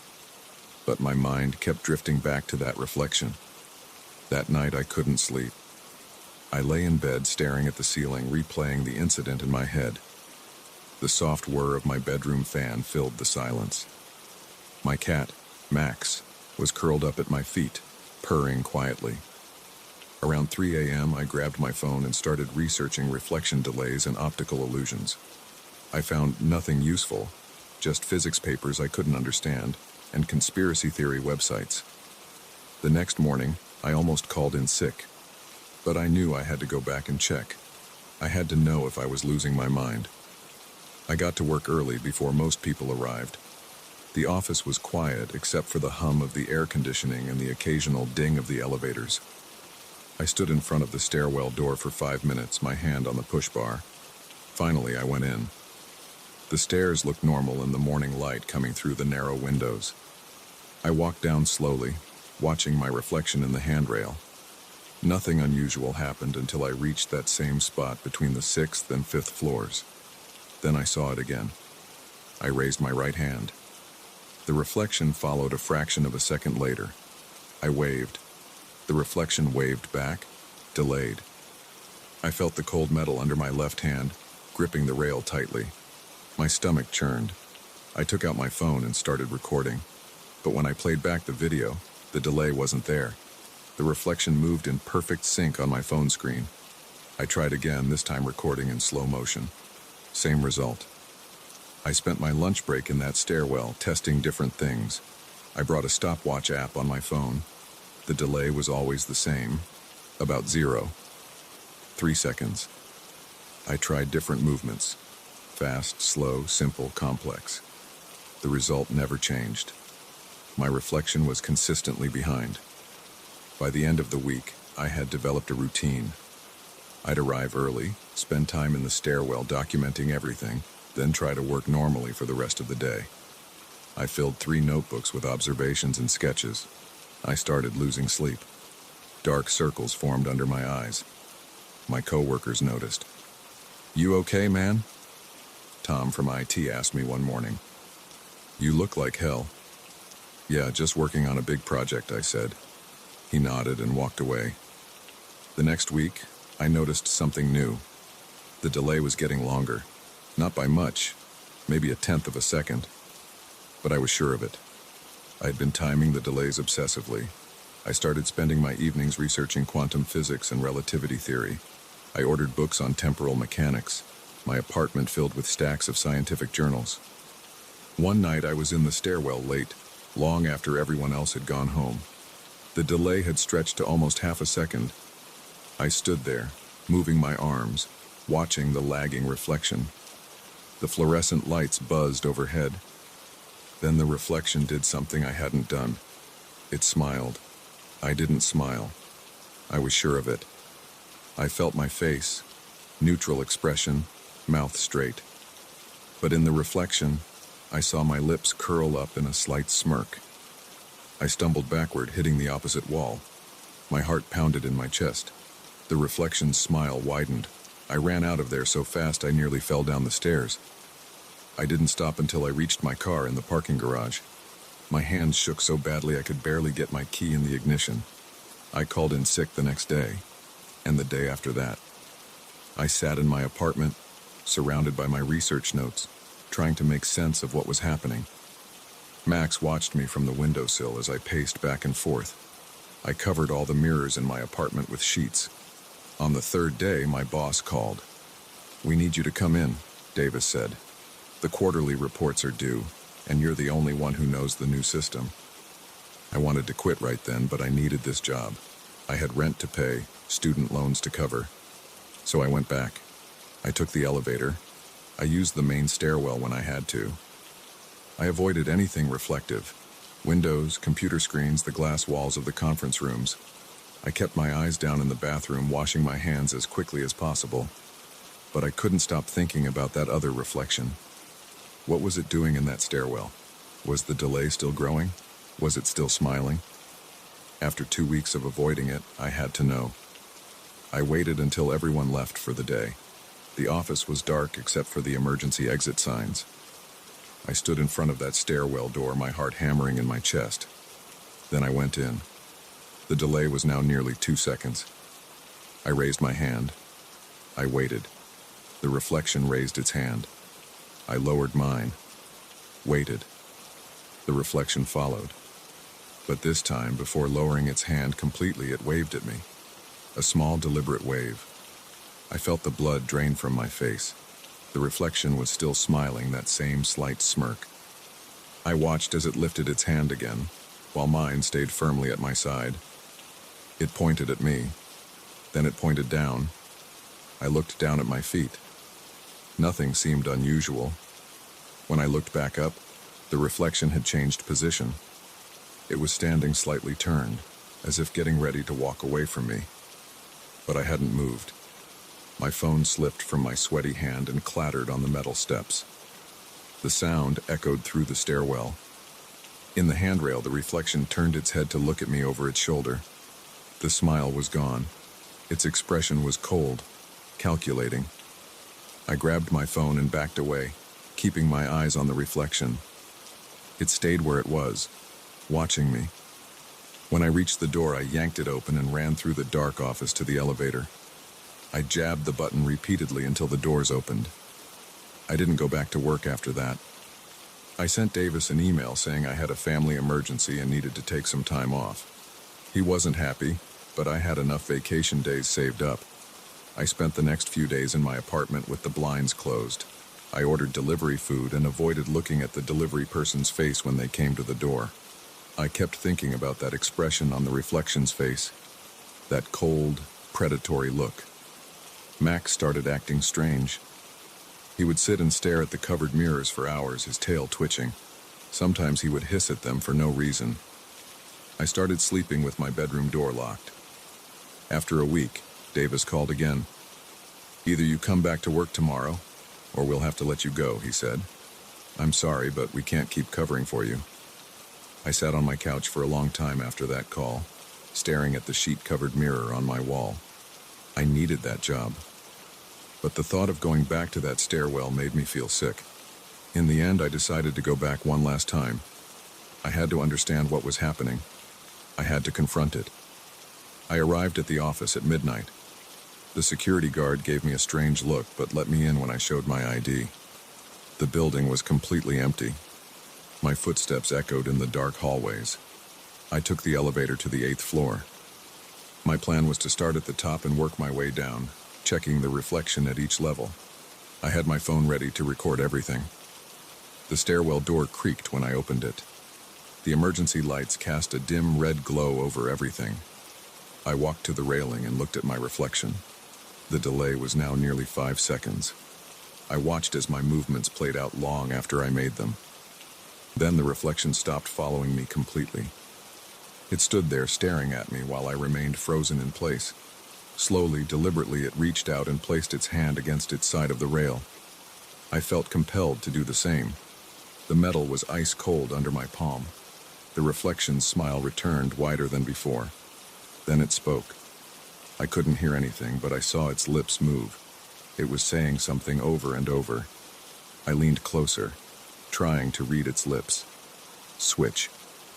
I tried to pull my hand away from the rail, but I couldn't move. My whole arm felt numb. The coldness from the metal was spreading up through my shoulder, across my chest. The reflection kept smiling, kept mouthing that word. Switch, switch, switch. The numbness reached my legs. I tried to scream, but no sound came out. The reflection was becoming more solid, more real, while I felt myself becoming less so. My vision started to blur. The last thing I saw clearly was my reflection stepping away from the rail. But it wasn't a reflection anymore. It was solid, real, three-dimensional. It looked down at its hands, my hands, flexing the fingers experimentally. Then it looked at me and smiled one last time. I tried to move, to speak, to do anything, but I couldn't. I was trapped in the cold, flat surface of the handrail. I watched helplessly as it picked up my phone from where I'd dropped it. It checked its appearance in the phone's black screen, straightening my tie, fixing my hair. Then it walked to the stairwell door, opened it, and stepped through. The door closed with a heavy thud that echoed through the stairwell. I'm still here. I can see everything that happens in this stairwell. Sometimes people walk past and I try to get their attention, but all they see is their own reflection, moving just a fraction of a second too slow. I see it sometimes going up and down the stairs like nothing happened, living my life, working at my desk, driving my car, living in my apartment, feeding my cat. It's good at pretending to be me. No one has noticed anything wrong. But sometimes, when it passes through this stairwell, it looks at me and smiles that cold smile. And I wonder how many other reflections in this building aren't reflections at all. How many other people are trapped in mirrors and windows and polished metal surfaces, watching their lives being lived by something else. If you're reading this, do me a favor. Next time you see your reflection, watch it carefully. Watch how it moves. And if you notice even the slightest delay, run. Run as fast as you can, because once you notice it, it notices you too. And it's always looking for a chance to switch.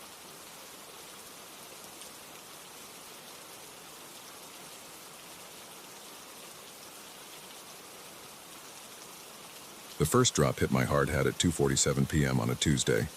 I checked my watch because that's what I do on every job. Note the start time. 23 years of plumbing work taught me to track my hours down to the minute, but this job at the Marlowe building would turn out different from any other call I'd taken before. I stood in the third-floor bathroom, water dripping from a crack in the ceiling that shouldn't have been there. The building manager, Mrs. Chen, had called about a leak. Simple enough. But something felt off from the moment I walked in. The air felt thick, like before a thunderstorm, and there was this sound. At first, I thought it was just the old pipes, but it wasn't. It was higher pitched. A buzz. The tenants on the fourth floor complained about water damage yesterday, Mrs. Chen said, pointing up at the wet ceiling. Her short gray hair was pulled back tight, and she kept adjusting her glasses. But when we went to check their bathroom, it was bone dry. No signs of leaking anywhere. I ran my hand along the wall. The paint felt cold and slightly damp. Any history of plumbing issues in this section of the building? Not in the 15 years I've managed this place. She checked her phone. I have another meeting. Will you be okay to check it out yourself? Yeah, I'll find the problem. I set my toolbox down on the cracked tile floor. Just need to access the fourth floor bathroom to start. She handed me a master key and left. The bathroom door clicked shut behind her, and that's when I noticed the buzzing had gotten louder. Just slightly, but enough that I couldn't ignore it anymore. I pulled out my flashlight and aimed it at the ceiling. The crack was about 2 feet long, hairline thin, with water beading along its length. I grabbed my moisture meter from the toolbox and pressed it against the drywall. The reading went straight to red. The entire ceiling was saturated. The buzzing increased another notch. I climbed up on my stepladder to get a closer look. The water dropping from the crack was clear, but had a strange sheen to it like oil on a puddle. I touched one of the drops. It felt wrong. Too thick. Too warm. My phone buzzed in my pocket. Text from the office. How's the Marlowe job going? ETA? I typed back. Need to check upstairs. We'll update in 30. The fourth floor hallway was empty. The building was one of those old converted office spaces from the 1920s, all dark wood and brass fixtures. The kind of place that's been renovated a dozen times but never quite right. My boots left marks on the worn carpet as I walked to the bathroom that should have been directly above the leak. The buzzing was definitely louder up here. I could feel it in my teeth. I unlocked the bathroom door and pushed it open. The fluorescent light flickered twice before staying on. This bathroom was identical to the one below. Same layout, same cracked tiles, same tired look. But it was completely dry. Not a drop of water anywhere. I checked every pipe in the wall with my infrared scanner. Nothing. No leaks, no moisture behind the tiles, no water damage at all. It didn't make sense. Water doesn't just appear from nowhere. It has to come from somewhere. The buzzing pressed against my eardrums. I knocked on walls, checked the seals around the toilet, ran water in the sink. Everything worked perfectly. Too perfectly, maybe. The pipes didn't even make that usual groan that old buildings get. My watch showed 3:15 p.m. I'd been here less than 30 minutes, but my head was starting to hurt. The buzzing had become a constant pressure, like being underwater too deep. Back downstairs, the leak had gotten worse. Water now dripped from 3 separate cracks, and the ceiling bulged slightly in the center. I took photos and measurements, then pulled out my phone to call my supervisor. No signal. The screen showed full bars, but the call wouldn't go through. The buzzing surged and I dropped the phone. It clattered on the tiles as the lights flickered. For a second, just a split second, I thought I saw something move in the water running down the wall. Like a shadow, but wrong somehow. Too sharp, too angular. I picked up my phone. The screen was cracked but still worked. 3:23 p.m. I needed to check the building plans. The Marlowe had to have a maintenance room or access panel somewhere. These old buildings always had space between floors for pipes and electrical. I found Mrs. Chen in her office down the hall. She was on the phone but hung up when I walked in. "Found anything?" she asked. "Need to see the building plans." "There has to be access to the space between floors." She pulled open a filing cabinet. "We should have the original blueprints here somewhere. The building's been modified so many times, though." She flipped through folders. "Here." The blueprints were old, the paper yellow and brittle. I spread them out on her desk. The building's layout was a maze of additions and renovations, but there it was. A maintenance access point in the janitor's closet, with a crawl space running between the 3rd and 4th floors. "Mind if I take a look?" I asked. "Go ahead. Key's the same one I gave you." The janitor's closet was at the end of the hall. The buzzing followed me there, stronger now. My head throbbed with each step. The access panel was behind some shelves. I had to move mops and cleaning supplies to reach it. The panel was sealed with 4 heavy screws, covered in paint from decades of renovations. I unscrewed them with my power driver. The last one stuck, and when it finally came loose, it was hot to the touch. The buzzing was loud now, a physical thing pressing against my skull. I shined my flashlight into the access space. A narrow crawl space stretched into darkness, pipes and electrical conduit running along its length. The air that came out was warm and wet. 3:41 p.m. I should have called for backup. Should have told Mrs. Chen I needed another opinion, but I didn't. Instead, I grabbed my tool belt, clipped on my flashlight, and crawled in. The space was tight, barely 3 feet high. I had to army crawl, pushing my tool bag ahead of me. The metal ductwork above me vibrated with that endless buzz. 20 feet in, I found where the pipes crossed between floors. Water dripped steadily from a joint, but the pipe wasn't leaking. The water was coming through the metal itself, beading up like sweat on skin. The buzzing pulsed. My flashlight caught something ahead. A shape that didn't belong. I crawled closer. The wall between the floors bulged inward. The metal and concrete warped like melted plastic. The surface rippled, actually rippled, as I watched. Water ran down its surface in thick streams. The buzzing became a rhythm, a pattern I could almost understand. I reached out to touch the wall. The surface was hot and seemed to move under my fingers. I jerked my hand back. My skin tingled where I'd touched it. Something moved in the darkness behind the warped wall. My flashlight beam caught edges that shouldn't exist. Geometric shapes that hurt to look at. Angles that seemed to bend in impossible directions. The buzzing formed words I couldn't quite hear. I started backing up. My elbow hit a pipe and the clang echoed through the crawl space. The shapes behind the wall shifted. A crack appeared in the warped surface, spreading like ice breaking. Water poured out, but it moved wrong, flowing upward, splitting into perfect geometric patterns before falling. The buzzing became a scream. I don't remember how I got out of that crawl space. I remember my flashlight dying. Remember the sound of metal tearing. Remember the cold touch of that impossible water on my neck as I scrambled backward. I slammed the access panel shut and drove the screws back in with my bare hands. My tools were still in there. Let them stay there. Mrs. Chen found me sitting on the floor of the janitor's closet, soaking wet and shaking. "Mr. Harrison, are you all right? Did you find the leak?" I stood up. My legs felt weak. "You need to evacuate the building now." "What? Why?" "The water isn't coming from the pipes, it's coming from somewhere else, something else. Call a structural engineer. Better yet, call a demolition crew. This building isn't right." She started to argue, but then we both heard it. The sound of metal groaning, followed by a crash from the third-floor bathroom. The buzzing rose to a pitch that made us cover our ears. Water began seeping under the bathroom door and into the hallway. It moved in straight lines, forming perfect geometric patterns on the floor. Mrs. Chen's face went pale. She pulled out her phone and hit the fire alarm. I didn't stay to help with the evacuation. I walked out of the Marlowe building at 4:13 p.m. and didn't look back. I sent my resignation email to the plumbing company that night. They demolished the Marlowe building 3 months later, after 3 engineering firms failed to explain the growing network of impossible cracks in its walls, or the buzzing sound that drove out every tenant, or the water that moved against gravity and burned through everything it touched.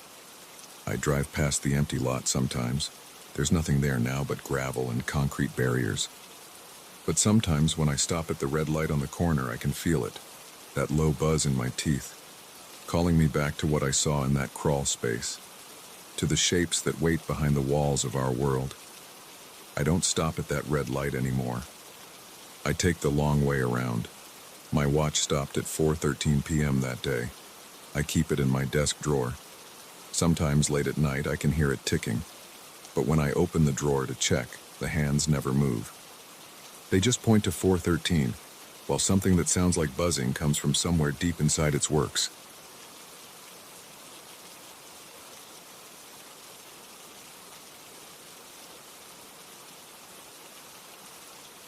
The wooden steps creaked under my feet as I climbed to my grandparents' attic.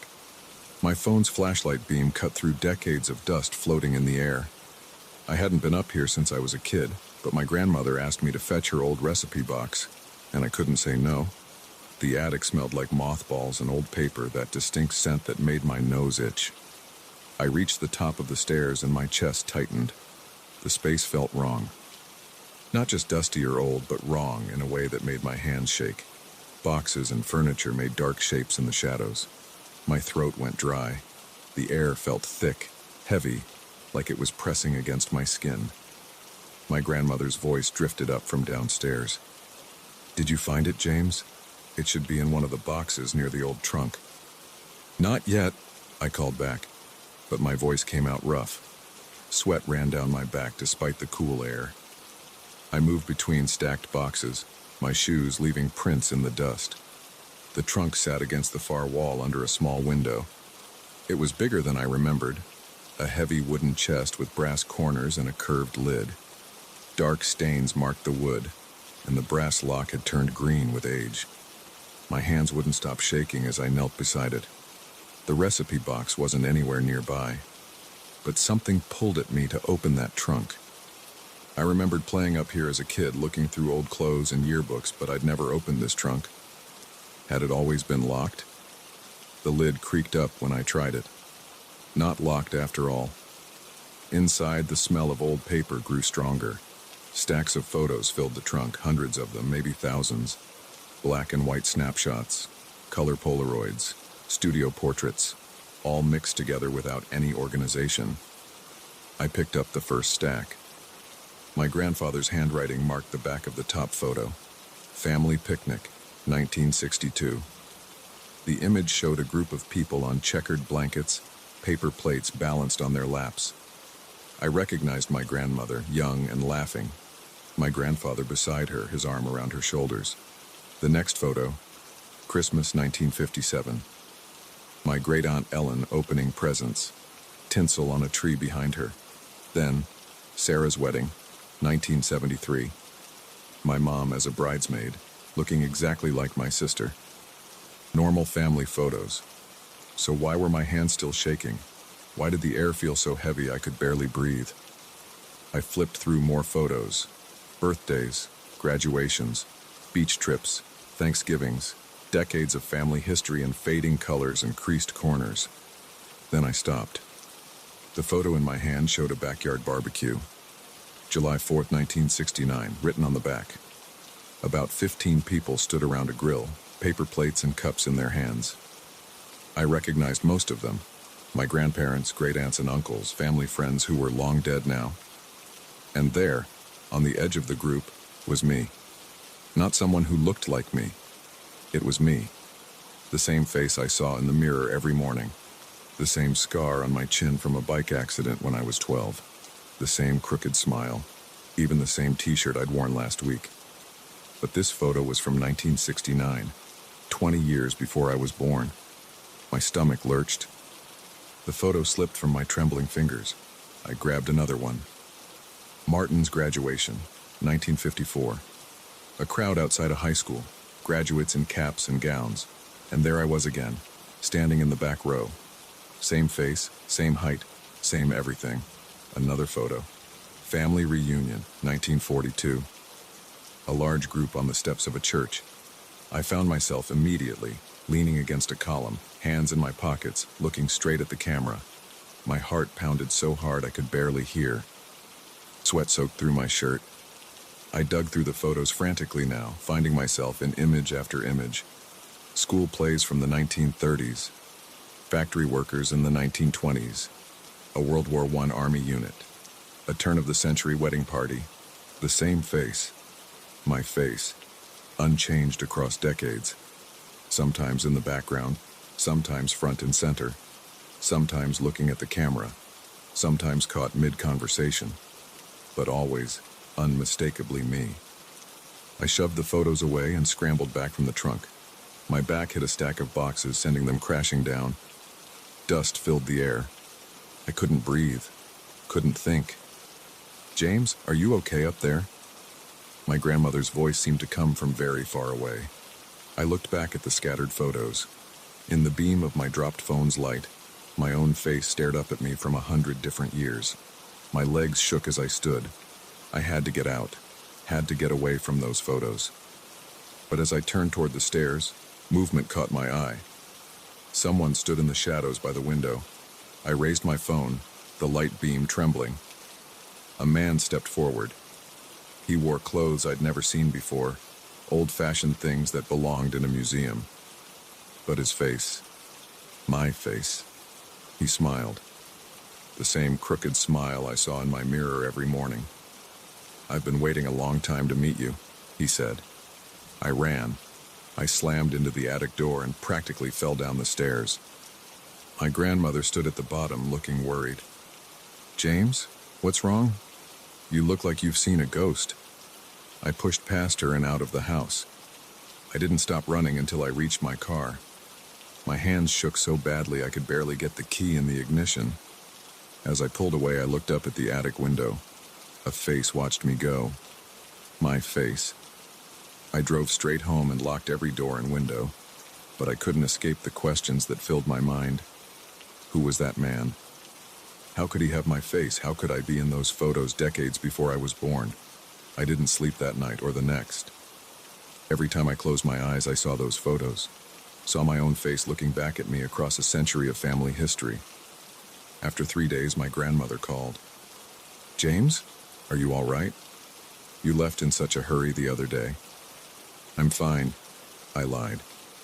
My voice sounded rough from lack of sleep. "Just wasn't feeling well." "Well, I hope you're better now. But listen, the strangest thing happened after you left. I went up to the attic to look for that recipe box myself, and I found all these old photos scattered around. I've been going through them, but I can't find something that I know should be there. My mouth went dry. What's missing? There was this whole set of photos of your great-uncle James, the one you were named after. He disappeared in 1927, you know. No one ever knew what happened to him. But we had so many photos of him, and now I can't find a single one. It's the strangest thing. They showed him all through the years at different family events. He looked so much like you, dear. Everyone always said you were his spitting image. The phone slipped from my numb fingers. I could hear my grandmother calling my name, but her voice seemed to come from very far away, or perhaps from very long ago. I went to my bedroom mirror. The face that looked back at me was the same one I'd seen in those photos, the same one that had smiled at me in the attic. Uncle James's face, my face. But was it really my face? Or had it been his all along? The next day, I went back to my grandparents' house. I had to know, had to understand. The attic door stood open when I arrived. Dust motes danced in the afternoon light streaming through the window. The trunk sat where I'd left it, lid still raised. I approached it slowly, my feet leaving fresh prints in the dust beside the old ones. The photos were stacked neatly now, my grandmother's doing probably. My hands trembled as I reached for them. But before I could touch them, I heard footsteps on the stairs behind me. Heavy steps, familiar steps. I turned. He stood there, Uncle James, wearing clothes from another century, wearing my face. Or maybe I was wearing his.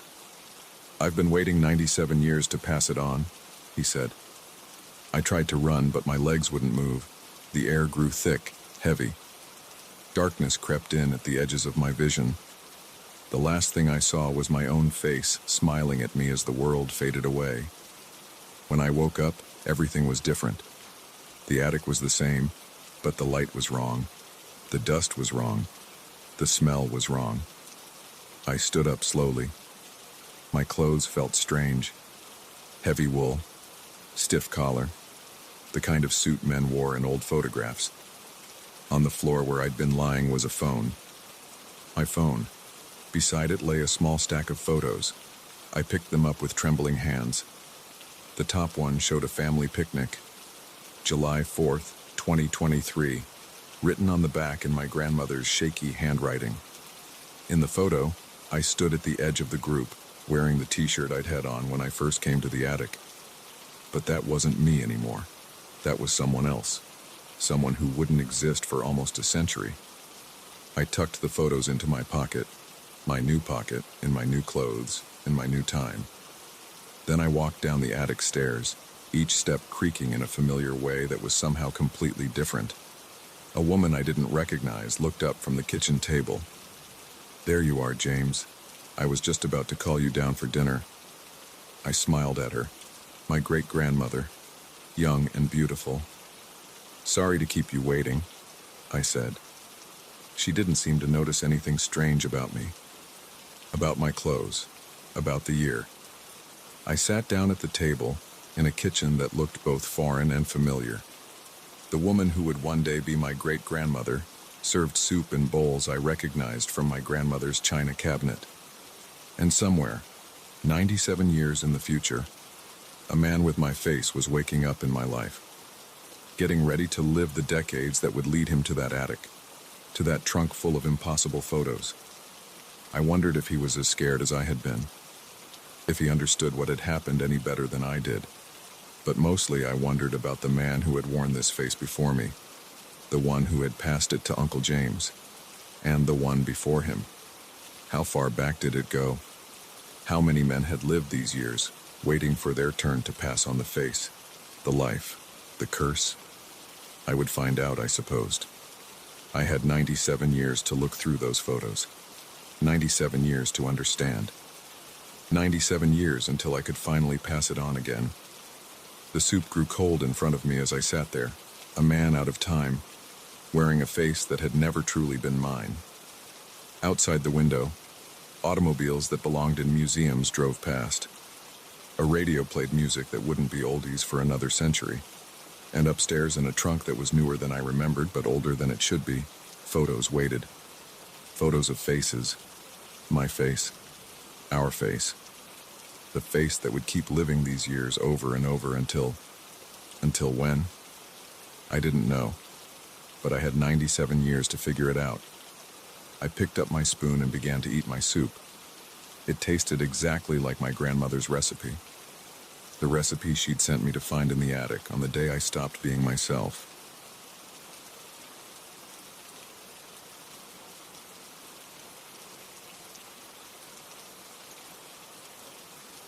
I wasn't drunk. That's the first thing everyone asks when I tell this story. I had one beer at dinner 4 hours earlier. I know what I saw that night in the parking garage. The security cameras didn't catch it, but something was there. I've replayed it in my head 1,000 times since then, and I still can't explain it. It was 11:42 p.m. when I left the office. I remember checking my phone as I locked up, cursing myself for staying so late again.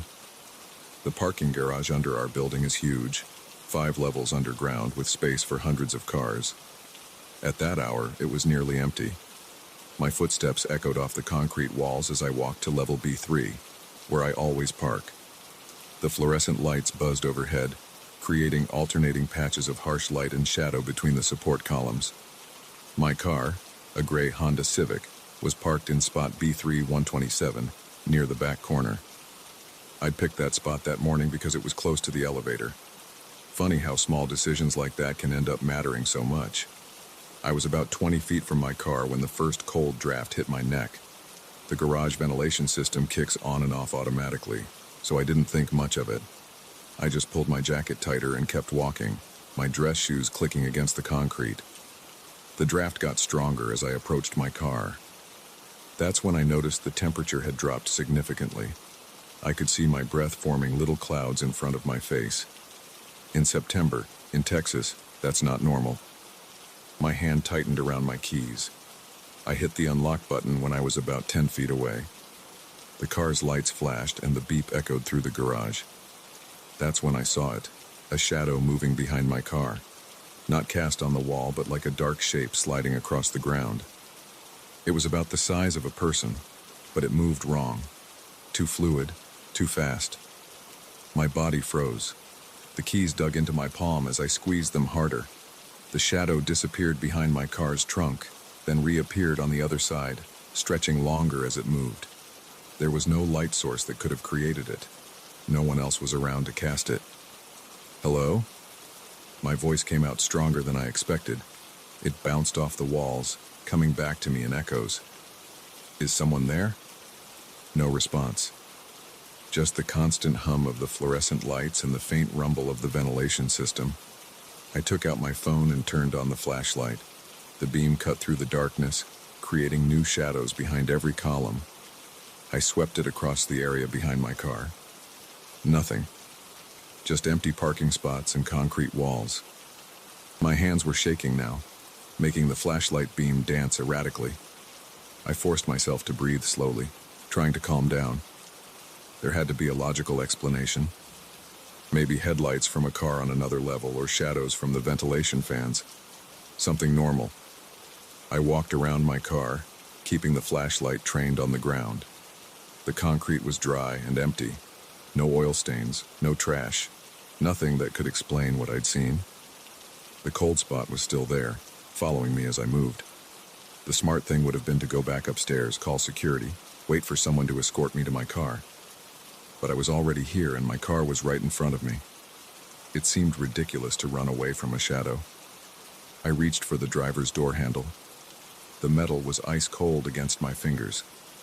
As I pulled the door open, I saw the shadow again, this time in my peripheral vision. It moved faster now, sliding across the floor like black water, coming toward my feet. I jumped into the car and slammed the door shut. My hands were shaking so badly I dropped the keys. They clattered onto the floor mat, and I had to feel around for them in the dark. The whole time I kept my eyes on the windows, watching for any movement outside. The shadow appeared again, this time sliding up the driver's side window like a dark curtain.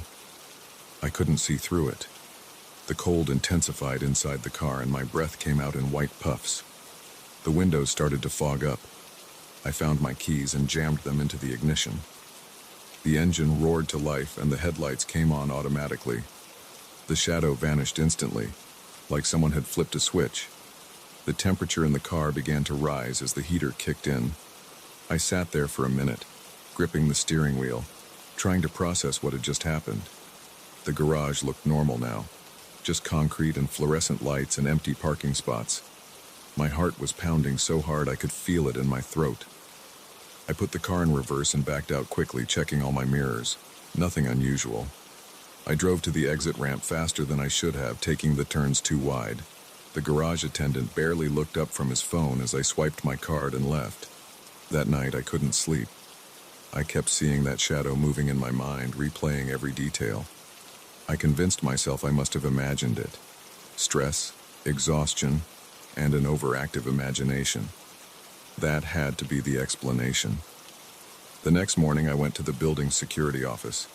The night guard, Ron, was just finishing his shift. I knew him from all the late nights I worked. He was a retired cop who always had stories about his days on the force. "Hey, Ron, can you check the security footage from B3 last night around 11:45? He didn't ask why. That's one thing I always liked about Ron. He didn't waste time with unnecessary questions. He just pulled up the footage on his monitor and started scrolling through it. The camera had a clear view of my parking spot. I watched myself walk into frame, stop, and look around. The timestamp showed 11:43 p.m. The image was grainy and black and white, but I could see myself taking out my phone and using the flashlight. I looked scared, which was embarrassing to watch, but there was no shadow, no strange movements, no dark shapes sliding across the floor. Just me, acting jumpy for no apparent reason. "See anything unusual?" Ron asked. I shook my head. "Guess not. Thanks for checking." He gave me a knowing look. "Garages can play tricks on your mind at night. All those shadows, echoes. Your brain tries to make patterns out of nothing." I nodded and left, but I knew what I'd seen. The cameras might not have caught it, but something was there. The cold, the movement, the way it climbed up my window. Those weren't tricks of the mind. For the next week, I left work before dark. I took a different parking spot closer to the entrance, but I couldn't stop thinking about what happened. I started researching similar experiences online. Most were obviously fake, written for attention, but a few seemed genuine, and they described similar things: moving shadows, cold spots, the feeling of being watched. 2 weeks after the incident, I had to stay late again. A client deadline couldn't be avoided. By the time I finished, it was almost midnight. I stood in my office, staring at my car keys, trying to decide what to do. Part of me wanted to call an Uber, but that felt like giving in to fear. I was a grown man, afraid of a parking garage because of something that probably hadn't even happened. The security cameras proved nothing was there. I took the elevator down to B3. This time I had my phone ready to record video. If something happened again, I wanted proof. The garage was even emptier than before. My footsteps seemed louder, more intrusive. I walked slowly, scanning every shadow, every corner. The phone's screen cast a blue glow on the concrete. I reached my car without incident. No cold spots, no moving shadows. I almost felt disappointed. Then I played back the video on my phone just to be sure. That's when I saw it. In the recording, a dark shape moved behind me as I walked, staying just out of my peripheral vision. Every time I turned my head, it slid to the other side, always keeping the same distance. The camera had caught what my eyes couldn't see. I ran back to the security office, but Ron wasn't there. The day shift guard didn't know how to access the camera footage. By the time I got someone to check it the next morning, my phone had crashed and wouldn't turn back on. The video was gone. I quit my job 2 weeks later, found a new position at a company with above-ground parking. I tell myself it was for the better commute, the higher salary, but I know the real reason. Sometimes, late at night, I still check my rearview mirror more often than necessary. I watch for movements in the shadows, feel for sudden cold spots. The rational part of my brain says nothing happened that night. The cameras proved it. But I know what I saw. And I know that somewhere in that underground garage something is still moving in the darkness, waiting for someone else to stay too late at work. I've never parked in an underground garage since then. I don't care if I have to walk further or pay more. Some places you just shouldn't go alone at night. Some things the cameras don't catch. That's my story. Believe it or don't, I'm past trying to convince people. But next time you're alone in a parking garage late at night, pay attention to the shadows. And if you feel a cold draft on your neck, don't look behind you. Just walk faster, get in your car, and drive away. Because sometimes, the rational explanation isn't the right one. Sometimes the cameras miss things our eyes can see. And sometimes the shadows move on their own.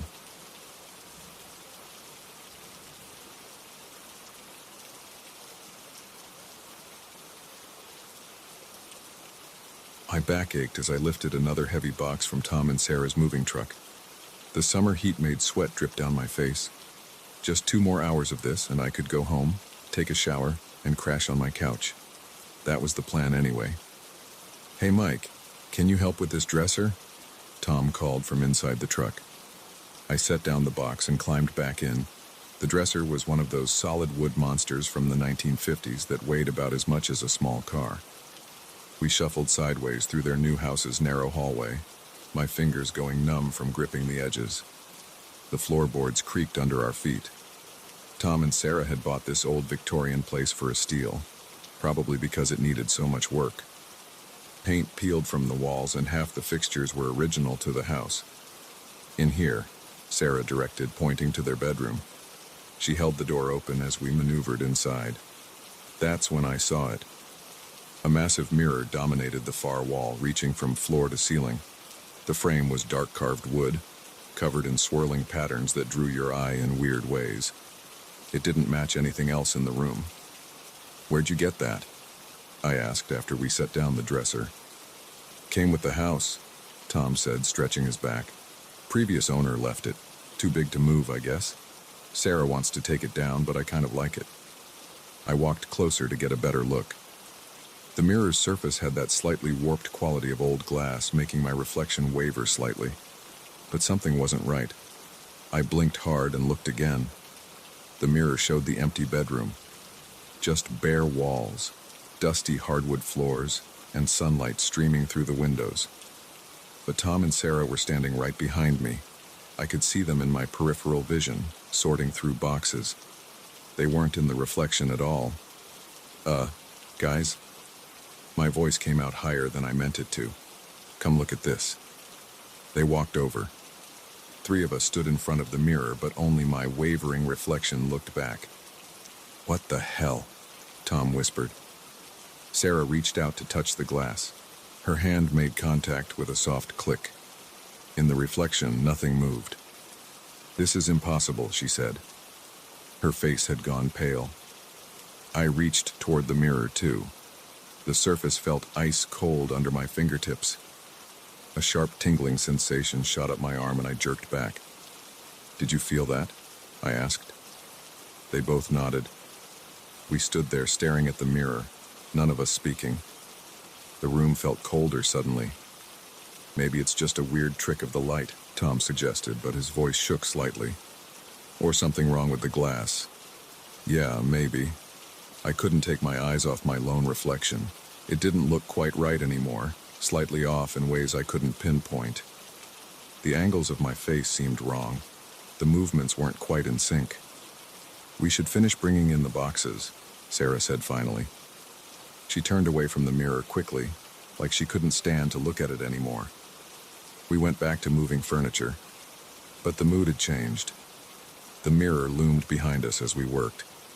I kept glancing at it, trying to catch it showing something different. But every time, it just showed the empty room. Around sunset, we finished bringing everything inside. Tom ordered pizza and we sat on boxes in the kitchen, eating and trying to pretend everything was normal. But we all kept looking toward the bedroom. "I can stay and help you take it down," I offered. "We could do it tonight." Sarah nodded immediately. "Please, I don't want to sleep with that thing in there." Tom looked relieved too. I'll get some tools. We approached the mirror cautiously, armed with screwdrivers and a pry bar. The carved wooden frame seemed to be attached to the wall with heavy iron brackets. I reached up to start removing the first bracket. The second my screwdriver touched the metal, every light in the house went out. Sarah screamed. Complete darkness pressed in around us. Even the streetlights outside had gone dark. "Everyone okay?" Tom called out. "I've got my phone." A weak light illuminated our faces as he turned on his phone's flashlight. The beam caught the mirror's surface and reflected back wrong, too bright, too sharp. I squinted against the glare. That's when I saw it. In the mirror, a figure stood behind my reflection. Tall and thin, with limbs too long for its body. Its face was blank, smooth skin where features should be. I spun around. Nothing was there. But when I looked back at the mirror, the figure remained. It raised one elongated hand and pressed it against the glass. The mirror's surface rippled like water. A high-pitched whine filled the air, making my teeth ache. The figure's hand pushed through, fingers emerging into our reality. "Run!" I grabbed Sarah's arm and yanked her toward the door. Tom was right behind us. We sprinted down the stairs and out of the house. The street was completely dark. No lights in any windows, no cars, no moon. Just absolute blackness beyond the weak beam of Tom's phone. What the fuck was that? Sarah's whole body shook as she clung to Tom. "We need to get out of here," I said. "Get in the car, we'll go to my place." We piled into Tom's sedan.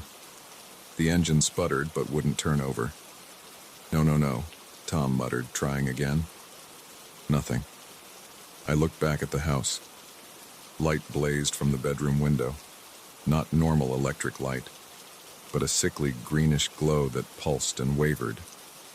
"We have to run for it," I said. "There's a gas station about half a mile down Mason Street. We can call for help from there." We got out of the car. The silence pressed in around us. No crickets, no distant traffic, no wind in the trees. Just the sound of our breathing and footsteps on the pavement. Tom's phone light flickered and died. Shit. He shook it frantically. Battery was almost full. We huddled closer together in the darkness. I felt something cold brush against the back of my neck. When I spun around, my hand passed through empty air. "Something touched me," Sarah whimpered. "Keep moving," I urged. "We're almost there." We stumbled forward in the dark, holding on to each other.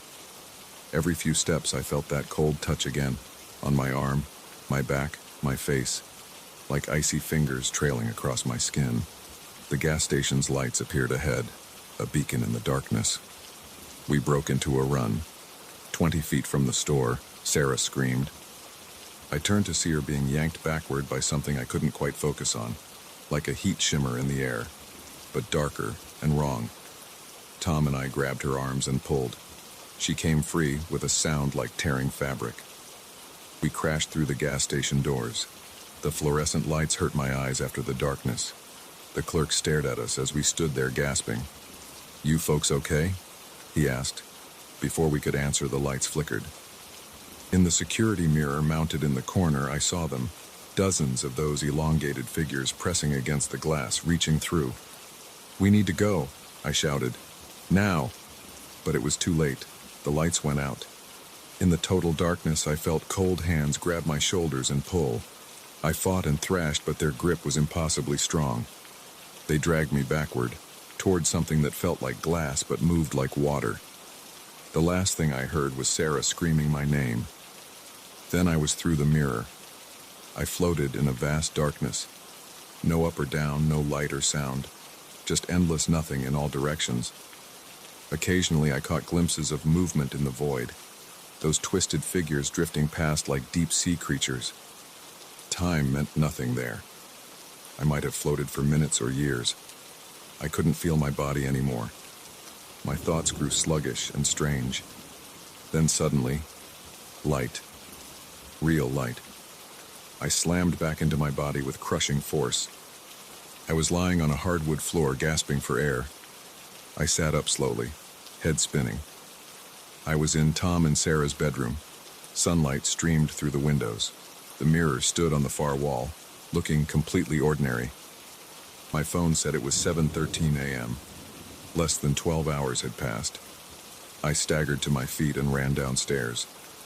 Tom and Sarah were unconscious on the living room floor. I shook them awake. We drove to my apartment in complete silence. None of us knew what to say. What could you say after something like that? Later that day, Tom called a contractor to remove the mirror. They found an empty wall behind it, no trace of how it had been mounted. The mirror itself shattered when they tried to take it down. The pieces showed only normal reflections. Tom and Sarah sold the house a month later. They moved into a small apartment with no mirrors larger than a medicine cabinet. I got rid of all the mirrors in my place too. I shave using my phone's camera now. Sometimes I catch glimpses of movement in windows or chrome surfaces, tall, thin figures that vanish when I turn to look. Sometimes at night I wake up feeling cold fingers on my skin. But the worst part is my reflection. It's subtle, but it's not quite right anymore. The movements are slightly delayed. The angles of my face are wrong. And sometimes, just sometimes, I see it smile when I'm not smiling. I think part of me is still trapped on the other side of that mirror. And sometimes late at night I feel it trying to pull the rest of me back through. They say breaking a mirror brings 7 years bad luck.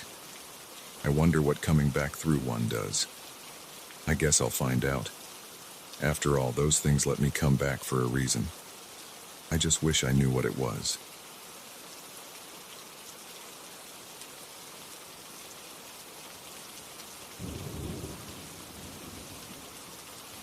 I never should have come to this cabin alone. That's what everyone will say later, but they weren't there when I needed to get away from everything. They didn't feel the walls of my apartment closing in after Sarah left. They didn't understand why I had to escape somewhere. Anywhere. Even if it meant driving 3 hours to a remote rental cabin by Lake Morrison in late October. The footprints changed everything. I found them this morning, leading from the murky water straight to my bedroom window. Perfect impressions in the mud, each one filled with dark water. Each one pointed directly at where I'd been sleeping. But let me back up. I need to tell this right. I arrived yesterday afternoon around 4 p.m. The rental company had emailed me the door code and basic instructions.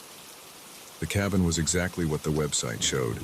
A small one-bedroom structure with wood siding painted a faded blue, sitting about 50 feet from the lake's edge. A narrow gravel path led from the small parking area to the front door. Dead leaves covered everything. The first thing I did was check all the doors and windows. It's a habit from living in the city.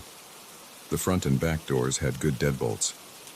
All 4 windows, one in the bedroom, one in the bathroom, and 2 in the main living area, had strong locks that clicked firmly into place. I tested each one twice. The inside was basic, but clean.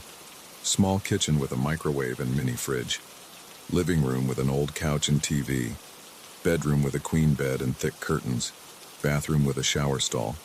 Everything smelled like pine cleaner. I unpacked quickly. Just a duffel bag with clothes and toiletries plus groceries for the weekend. The forecast showed rain, so I'd brought books and my laptop for entertainment. The Wi-Fi was surprisingly good for such a remote spot. The rest of the afternoon I sat on the small back deck watching the lake. The water was dark gray under the cloudy sky. A light wind made small waves lap at the rocky shore. 2 ducks paddled past. No other cabins were visible through the trees on either side. The isolation felt good at first. It started raining around sunset. I went inside, made a sandwich, and tried to read. The rain got heavier. Fat drops hammered the roof. Wind rattled the windows. Normal storm sounds, but they felt louder with no other noise to cover them. I checked all the locks again before bed. Everything secure. I took a hot shower, changed into sweats and a t-shirt, and got under the covers around 11 p.m. The bedroom window faced the lake. Even with the curtains closed, I could hear the water hitting the shore. Sleep came quickly. I was exhausted from the drive and from weeks of restless nights in my empty apartment. The bed was comfortable.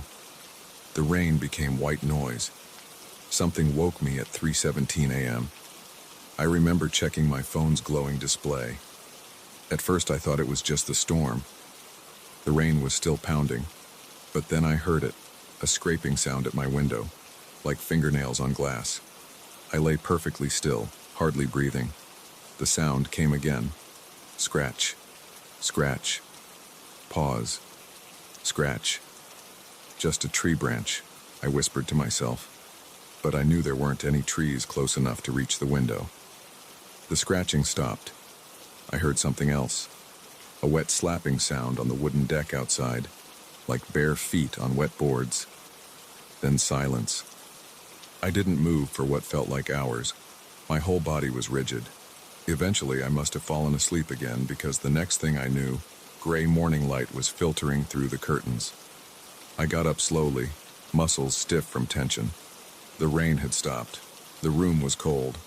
I went to the window and pulled back the curtain. That's when I saw them. The footprints. They started at the water's edge, clear impressions in the mud where someone had walked out of the lake. Bare human feet, adult-sized. They crossed the wet grass in a straight line to my window. The last print was a perfect stamp in the mud of the flower bed directly below the glass. I stared at them for a long time, trying to make them make sense. They weren't there yesterday, they couldn't be there. All the doors and windows were locked. I checked them 3 times. I ran through the cabin checking every lock again. All secure. No signs of forced entry. No wet footprints inside. Just those tracks outside, leading from the dark water to where I'd slept. My hands shook as I made coffee. I needed to think clearly. The footprints were roughly my size, maybe a bit larger. They were deep. Whoever made them was heavy. They showed toes, arches, heels, every detail perfect in the mud. I took photos with my phone. Then I walked down to the lake's edge, following the prints backward. The mud was soft and wet. My boots sank in. The tracks went right into the water, getting deeper until they disappeared under the surface about 6 feet out. The lake was calm now. Small waves lapped at the shore. The water was too dark and murky to see anything below the surface. Dead leaves floated past. A fish jumped somewhere further out. I walked the shoreline in both directions looking for more prints coming out of the water. Nothing. Just the one set, leading straight to my window. Back inside, I called the rental company. The bored-sounding woman who answered said no one else had access to the cabin during my stay. When I mentioned the footprints, she suggested local kids playing pranks. The nearest cabin is 2 miles away, she said. But sometimes teenagers come out in boats and mess around. Nothing to worry about. Want me to send someone to check it out?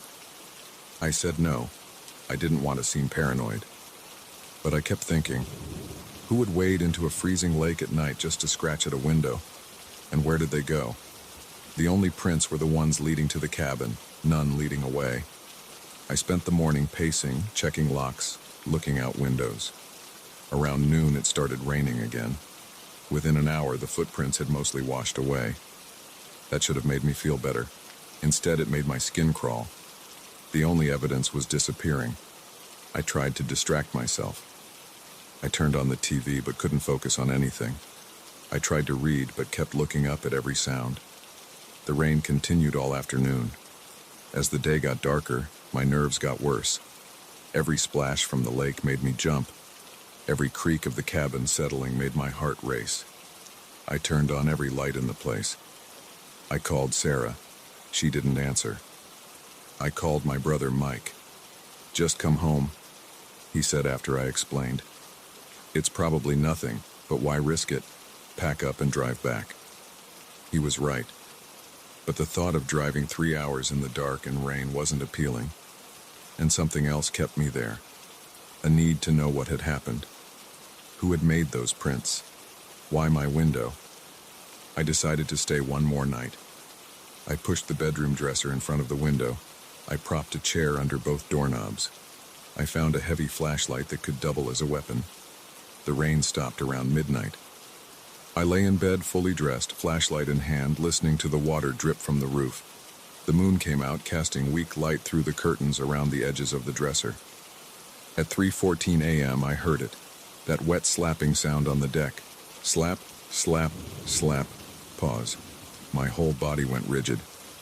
The footsteps moved slowly across the wooden boards. Water dripped between the steps. They stopped outside my window. I heard breathing, slow and wet, like someone who had been underwater for a long time. The scratching started, fingernails on glass, longer and harder than the night before. The dresser scraped slightly against the floor. I aimed the flashlight at the window, thumb on the switch. The scratching stopped. Something pressed against the glass. A hand. I could see the dark shape through the curtain. Water ran down the window. The glass cracked.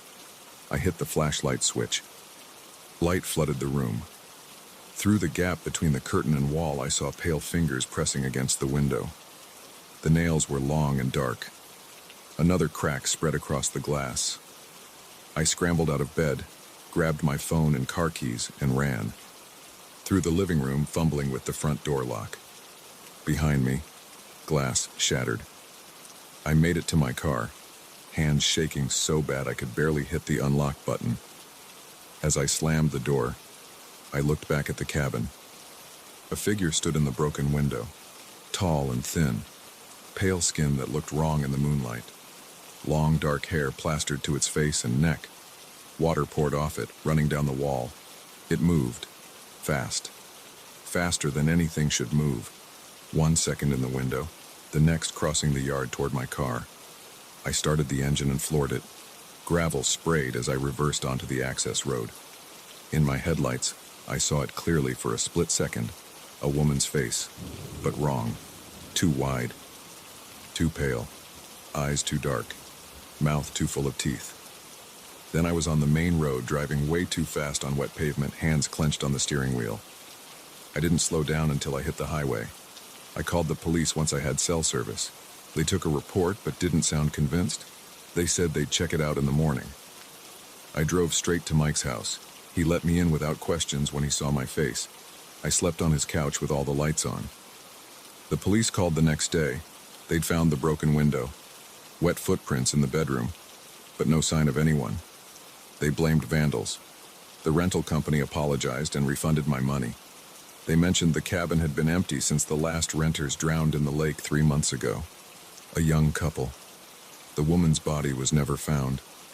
I dream about it sometimes. That pale face in my headlights. Those dark eyes. That wrong smile. But what haunts me most are the footprints, leading from the deep water straight to where I slept. Like something knew exactly where I was. Like it had been watching me from under that dark surface all along. I don't go near lakes anymore.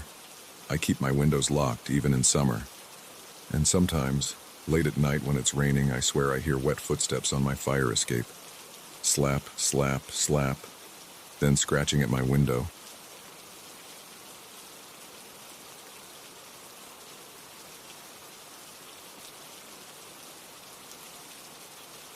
The first knock came at 3:17 a.m. on a Tuesday.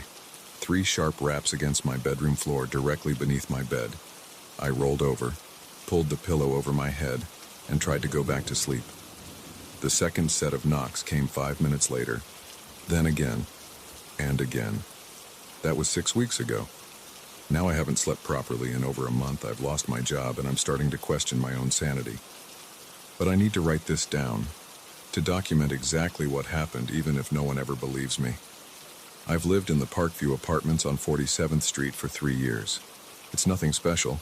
A converted office building from the 1970s, 12 floors of identical one-bedroom units with thin walls and temperamental heating. But the rent was reasonable, and the location was perfect for my commute to the advertising agency where I worked. Where I used to work. That first night after the knocking kept me awake until sunrise. I went down to the management office as soon as it opened. Mrs. Chen, the building manager, was at her desk doing a crossword puzzle when I walked in. Someone in 5111 kept me up all night with constant knocking, I said, trying to keep the edge out of my voice. Can you please talk to them about noise complaints? Mrs. Chen looked up from her puzzle, frowning. 511? That unit has been empty since December. Previous tenant moved out suddenly, left owing 2 months' rent. 2 months' rent. I stood there for a moment, processing this. That's impossible. I heard knocking coming from directly below my apartment all night long. You want to see for yourself? She pulled a ring of keys from her desk drawer. Come. We took the elevator to the 5th floor. The hallway was identical to mine. Same bland beige carpet, same flickering fluorescent lights, same numbered doors spaced evenly along both walls. Mrs. Chen stopped at 511 and unlocked the door. The apartment was completely empty. No furniture, no boxes, nothing on the walls. Just bare white walls and worn carpet with rectangular indentations showing where furniture had once stood. A thin layer of dust covered the kitchen counter. See? Mrs. Chen gestured around the space. Nobody here since December. Maybe you heard pipes? Building is old. Makes funny noises sometimes. I walked through each room looking for any sign of recent occupancy. The bedroom was directly under mine. I could tell from the layout, which mirrored my own apartment. Nothing but dust and silence. I guess it must have been the pipes, I said finally, though I knew what I'd heard wasn't pipes. The knocks had been too deliberate, too rhythmic. But what else could I say? That night, the knocking started again at exactly 3:17 a.m. 3 sharp raps, directly beneath my bed. I lay there, heart pounding, waiting for the next set. 5 minutes later, right on schedule, 3 more knocks. I got out of bed and pressed my ear to the floor. The knocks were coming from immediately below, from the empty apartment. I grabbed my phone and started recording, determined to document the sound. But when I played back the recording, there was nothing but silence. The next morning, I filed another complaint with Mrs. Chen. She called maintenance, who spent an hour checking the pipes and ventilation system. They found nothing unusual. The third night, I decided to wait in the hallway outside Unit 511. I brought a folding chair from my apartment and set up directly in front of the door at 3 a.m. My plan was simple: catch whoever was somehow getting into the apartment to make the noise. At 3:17 a.m., I heard it. 3 clear knocks. But they weren't coming from inside the apartment. They were coming from above me, from my own unit. I ran upstairs and unlocked my door with shaking hands. My apartment was exactly as I'd left it, completely empty. I started keeping a log after that, documenting every incident. Night 4, knocking from below again. Tried recording with professional audio equipment borrowed from work. Nothing shows up on recordings. Night 5, knocked back. 3 sharp raps against my floor in response to the sounds. Immediate silence followed for 47 minutes. Then resumed, louder than before. Night 6, called police to report potential break-in. Officers searched Unit 511, found no signs of entry, no disturbance to dust patterns on floor. Suggested I see a doctor about stress and possible auditory hallucinations. The lack of sleep started affecting my work. I began missing deadlines, zoning out during client meetings. My boss called me into his office after I fell asleep during an important presentation. "Take some time off," he said. "Get some rest. Come back when you're feeling more yourself." But I couldn't rest. The knocking continued every night, always starting at exactly 3:17 a.m. I tried sleeping pills, white noise machines, earplugs. Nothing helped. I could feel the vibrations through my mattress, through my bones. After 2 weeks, I stopped going to work entirely. Stopped answering calls from my boss, my friends, my family. I became obsessed with solving the mystery. I set up cameras in my apartment and in the hallway outside 511. I installed motion sensors and infrared detectors. I covered the floor of my bedroom with a layer of fine flour, hoping to document footprints or disturbances. Nothing. The knocking continued, but none of my equipment detected anything unusual. The flour remained undisturbed. The cameras showed empty rooms and silent hallways. I started spending my days researching the building's history, looking for any deaths or accidents that might explain the phenomenon. The structure had originally been offices for an insurance company before being converted to apartments in the early 1980s. No records of deaths during construction, no mysterious disappearances, nothing that would explain what was happening. 4 weeks in, I noticed the pattern changing. The knocking still started at 3:17 a.m., but now it would sometimes continue until noon the next day. The intervals between knocks grew shorter. The sound itself became harder, more insistent. I stopped sleeping in my bedroom, trying to camp out in the living room instead. But I could still hear it, still feel it. The sound seemed to follow me through the apartment, always seemingly coming from directly beneath wherever I tried to rest. I started seeing things in my peripheral vision, dark shapes moving just out of sight. But when I turned to look, nothing was there. Sleep deprivation, I told myself. Just sleep deprivation playing tricks on my mind. Last week I broke into Unit 511. I'm not proud of it, but I was desperate. I waited until Mrs. Chen left for the day, then used a credit card to jimmy the lock, a trick I'd learned from YouTube videos during one of my sleepless research binges. The apartment was exactly as it had been before. Empty, dusty, silent. I sat in the middle of the bedroom floor, directly beneath where my bed would be in my apartment above. And I waited. Hours passed. The sun set. The room grew dark. At exactly 3:17 a.m., I heard it. 3 sharp knocks. But they weren't coming from below me anymore. They were coming from above, from my apartment. I ran upstairs, burst into my unit. Empty. Silent. I ran back down to 511. As soon as I opened the door, 3 knocks sounded from my apartment again. This continued for hours, the sound always coming from whichever apartment I wasn't in at the moment. That's when I noticed something else, something that made my blood run cold. The dust patterns on the floor of 511. I had disturbed them when I entered, left clear footprints and marks where I had sat.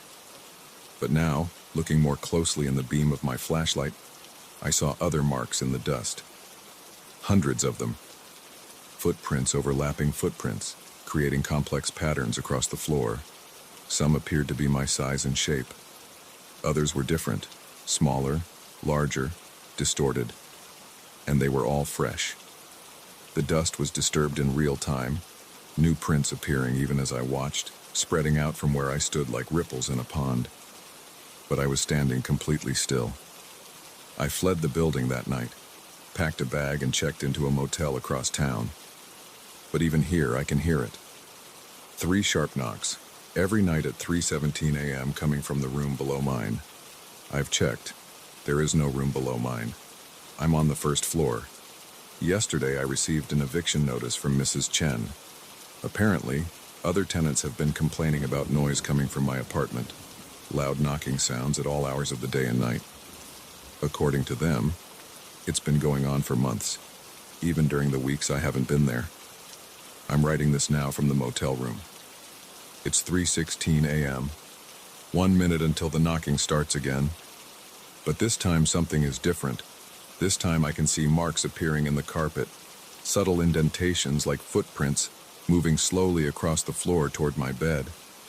The carpet fibers are being pressed down by something I cannot see, something that leaves no shadow. And for the first time in 6 weeks, I think I understand what's been happening. The knocking wasn't coming from the apartment below or above or anywhere else in the physical world. The knocking was coming from somewhere else entirely, somewhere that operates on different rules than our reality. And whatever was knocking, I think it finally found a way in. The indentations in the carpet are getting closer now. 3 feet from my bed, 2 feet, 1 foot. It's 3:17 a.m. I hear knocking, but this time, it's not coming from below. It's coming from inside this room.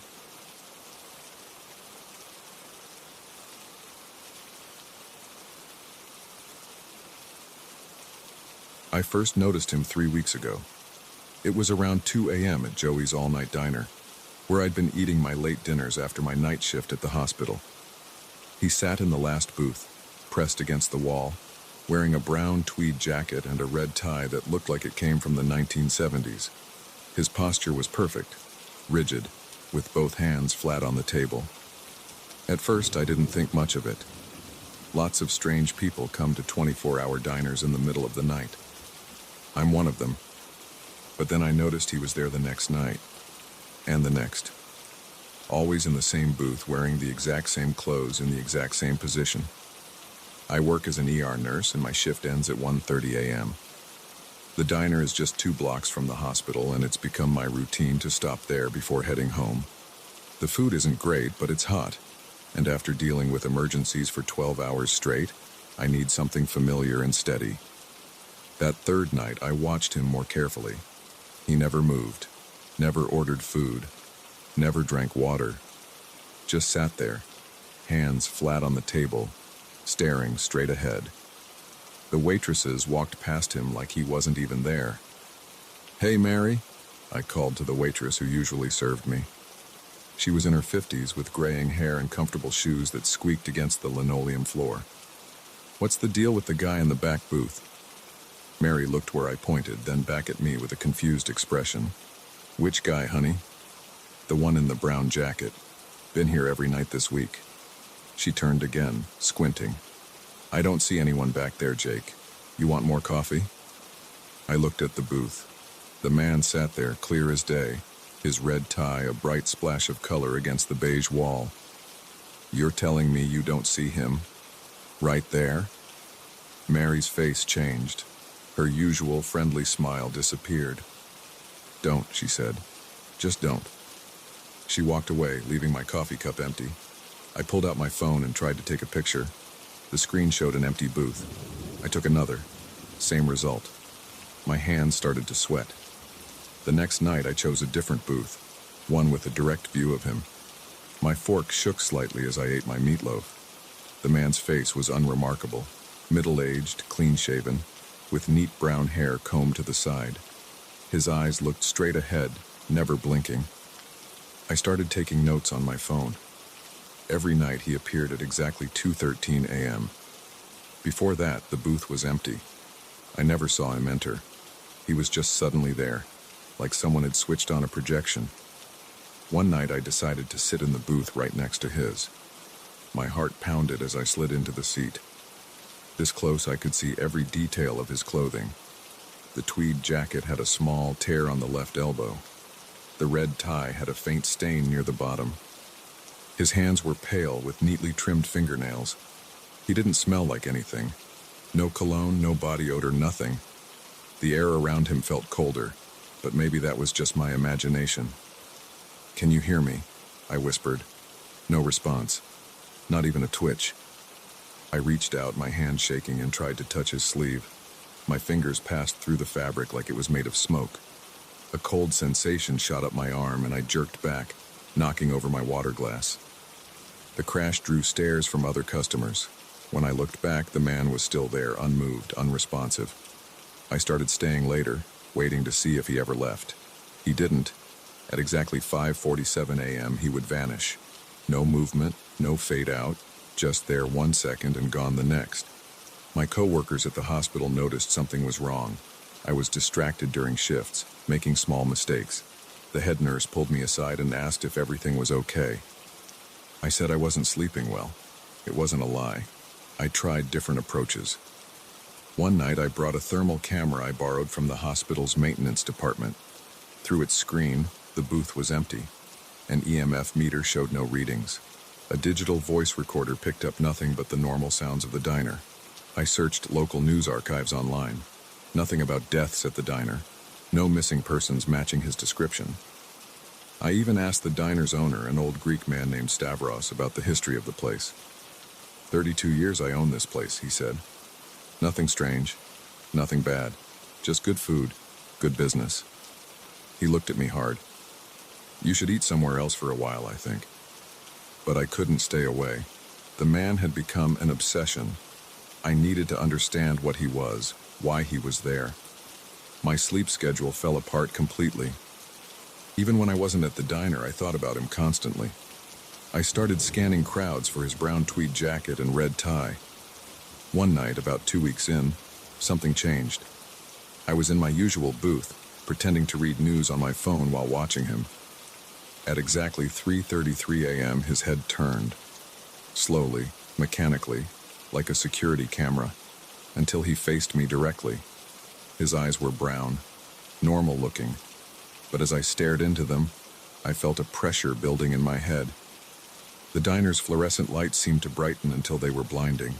The normal sounds, clinking plates, murmured conversations, the hum of the refrigerator, grew louder and louder until they became a deafening roar. I gripped the edge of the table, my knuckles white.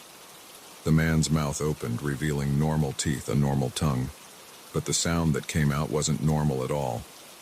It was like static and whispers and screaming all at once. I ran out of the diner. Drove home way too fast. Spent the rest of the night sitting in my bathroom with the lights on, jumping at every sound. I didn't go back for 3 days. Ordered delivery instead, ate at my apartment. But the whole time, I felt watched. The darkness in the corners of my bedroom seemed deeper than usual. Every reflection in every window looked wrong somehow. When I finally returned to the diner, he was there. Same position, same clothes, same blank stare ahead. Like nothing had happened. Mary refused to serve my section anymore. A younger waitress named Tanya took over. She was new and didn't know about the man in the booth. But after a few nights, I noticed her taking longer routes to avoid passing near him. I started talking to the other late-night regulars. Most of them were like me, hospital workers, security guards, taxi drivers, people whose lives happened while the rest of the world slept. None of them would acknowledge the man in the brown jacket, but I noticed how they all chose seats far from the back booth, how their eyes skipped over that section of the diner like it was hidden behind a curtain. Last night, something new happened. I was picking at a slice of apple pie, stealing glances at him like usual when the lights flickered, just for a second. In that moment of darkness, I saw him standing right next to my booth. When the lights came back on, he was in his usual spot. But now there was something on my table that hadn't been there before. A small, rectangular business card. The paper was yellowed with age. In faded type, it showed a name and phone number. Thomas Reeves Insurance Adjuster, 555, number 2. My hand shook as I picked it up. The card felt real, solid. I pulled out my phone and dialed the number before I could talk myself out of it. A recorded message played. The number you have dialed is not in service and has been disconnected. I flipped the card over. On the back, in neat handwriting, Booth 7, October 15th, 1986, 3:47 a.m. That was yesterday. I've spent all day researching. Thomas Reeves was real. He worked for Midwest Life Insurance from 1975 to 1986. And on October 15th, 1986, he died of a heart attack at Joey's All-Night Diner. In Booth 7, it's 1:45 a.m. now. I'm sitting in my car in the diner's parking lot, watching the neon open sign buzz and flicker. My shift ended 15 minutes ago. My stomach is growling. I haven't eaten since lunch. The diner's windows are bright rectangles in the darkness. From here, I can just see the back booth. It's empty. I know I should drive home, order a pizza, try to sleep, start looking for somewhere else to eat after my shifts. But I'm going to go in. I need to know why he showed himself to me, why he gave me the card, what he wants. The diner's door chimes as I push it open. Mary won't meet my eyes as I walk to my usual booth. My watch shows 2:12 a.m., 1 minute until he appears. I can feel the cold already.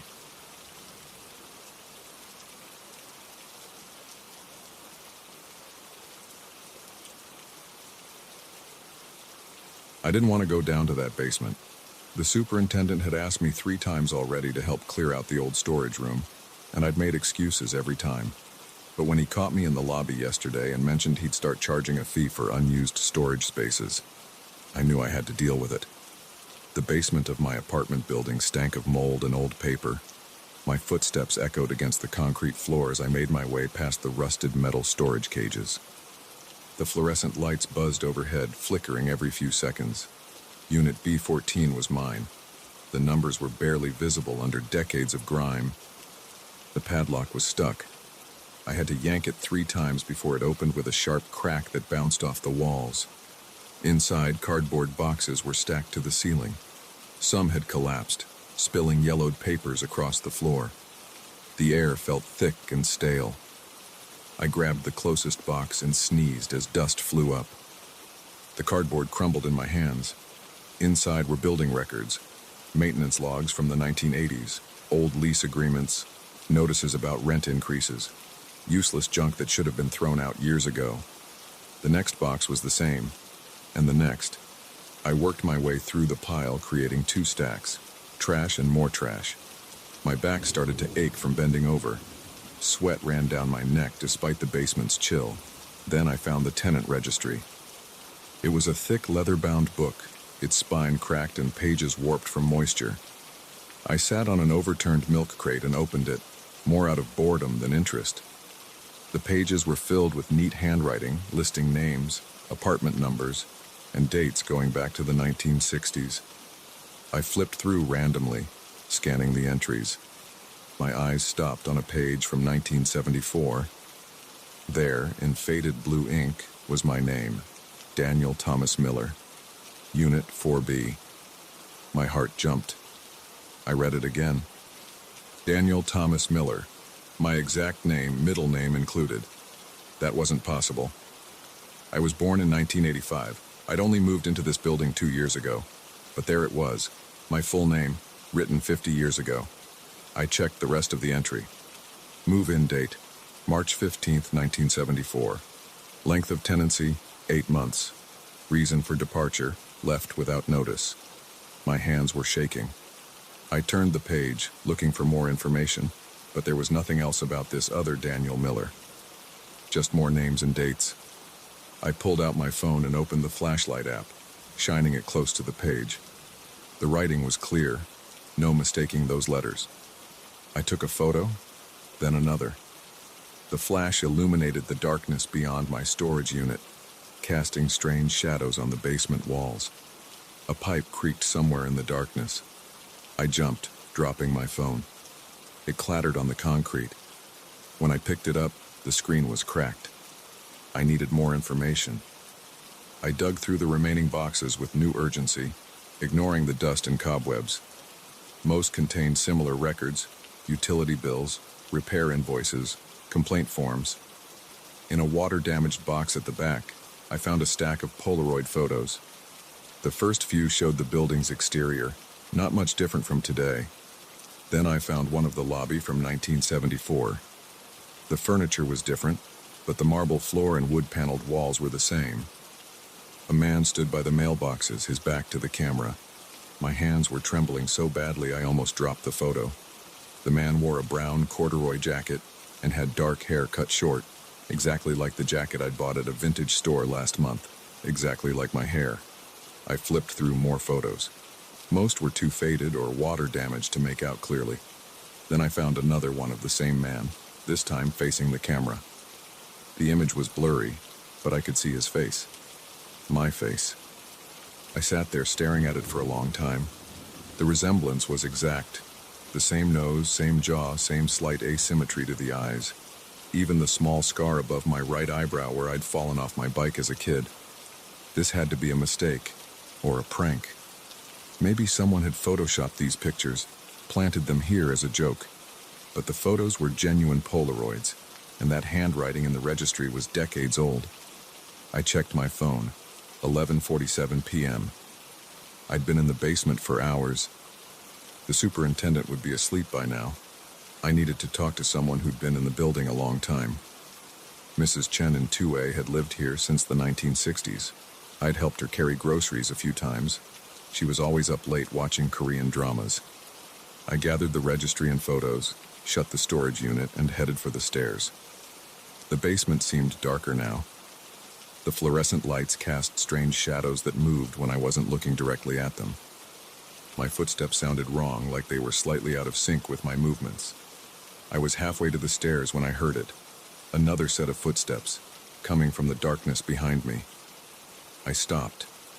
The steps continued for a fraction of a second before stopping too. My heart pounded against my ribs. I turned around slowly.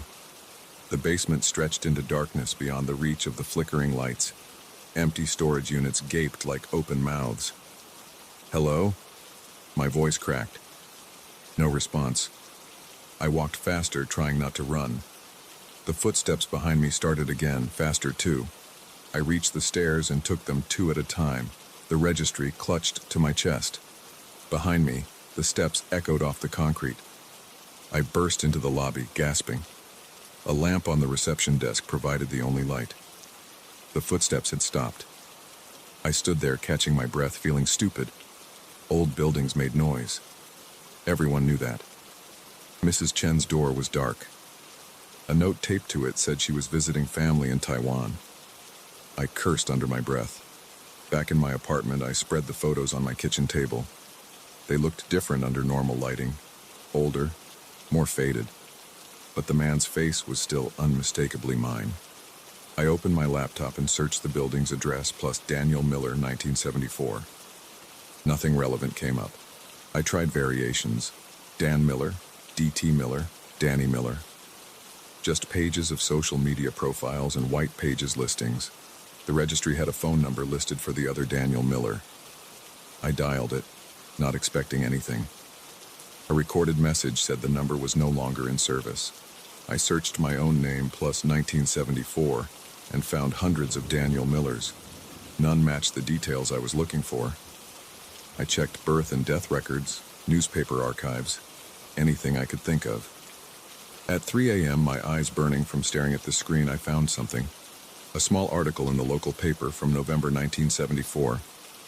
Police are seeking information regarding the disappearance of Daniel Miller, 35, last seen at his residence at my building's address on October 12th.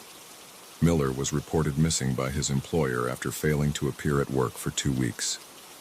Anyone with information is asked to contact. The article included a photo. It was grainy and black and white, but it showed the same man from the Polaroids. Me. I read the article again. October 1974. The registry said I, had moved out in November. Left without notice. My head was pounding. None of this made sense. I needed sleep. I'd go through the rest of the storage unit tomorrow, find some explanation that would make this all seem stupid in daylight. I got ready for bed, double-checking the locks on my door and windows. As I brushed my teeth, I avoided looking at my reflection in the medicine cabinet mirror. Sleep wouldn't come. Every time I closed my eyes, I saw that Polaroid image of my face from 1974. The building creaked and settled around me. Each sound made me tense up, listening for footsteps. At 4:13 a.m., someone knocked on my door. I lay perfectly still, holding my breath. 3 more knocks, slow and deliberate. Then a voice called out, my voice, exactly as it sounds on recordings. I know you found the photos, Danny. My throat closed up. I couldn't move, couldn't breathe. We need to talk about what happened in 1974. The doorknob rattled. I watched it start to turn, even though I knew I'd locked it. The door began to open. A shape stood in the doorway, silhouetted against the hall light. It wore a brown corduroy jacket. As it stepped into my apartment, I saw its face. My face, but wrong somehow. The features were exact, but the expression was all wrong. It smiled at me. My smile, but not mine at all. Time works differently in the basement, it said in my voice. I've been waiting a long time to meet myself. I scrambled back against the headboard. It took another step forward. Don't worry, it said. This will only take about 8 months. My back hit the wall. There was nowhere else to go. It reached out with my hand, wearing my father's old watch, the one I'd lost 2 weeks ago. I closed my eyes. When I opened them again, I was standing in the basement. The registry lay open at my feet, turned to a blank page. A pen waited next to it. My hands, but not my hands, picked up the pen and began to write. Daniel Thomas Miller, Unit 4B, move-in date, March 15th, 2024. I tried to stop, but my fingers kept moving across the paper. The ink was blue, already starting to fade. The basement hummed with the sound of ancient pipes and flickering lights. Somewhere in the darkness, footsteps echoed, coming closer. Always closer. And I understood finally why that other Daniel Miller had left without notice in 1974, just as I would leave without notice in 2024, after exactly 8 months, just as I always had and always would. The footsteps grew louder. I turned to face myself again.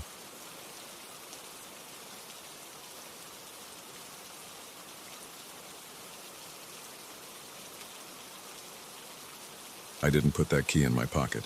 I know I didn't. But there it was on Tuesday morning when I reached into my coat to grab my phone, a heavy brass key, about 3 inches long, with an ornate head and worn teeth.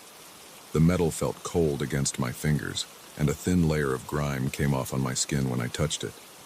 I stood there in the lobby of Morton & Burke Publishing, where I'd worked as an editor for the past 8 years, staring at this thing I'd never seen before. Other employees rushed past me toward the elevators, their shoes clicking on the marble floor.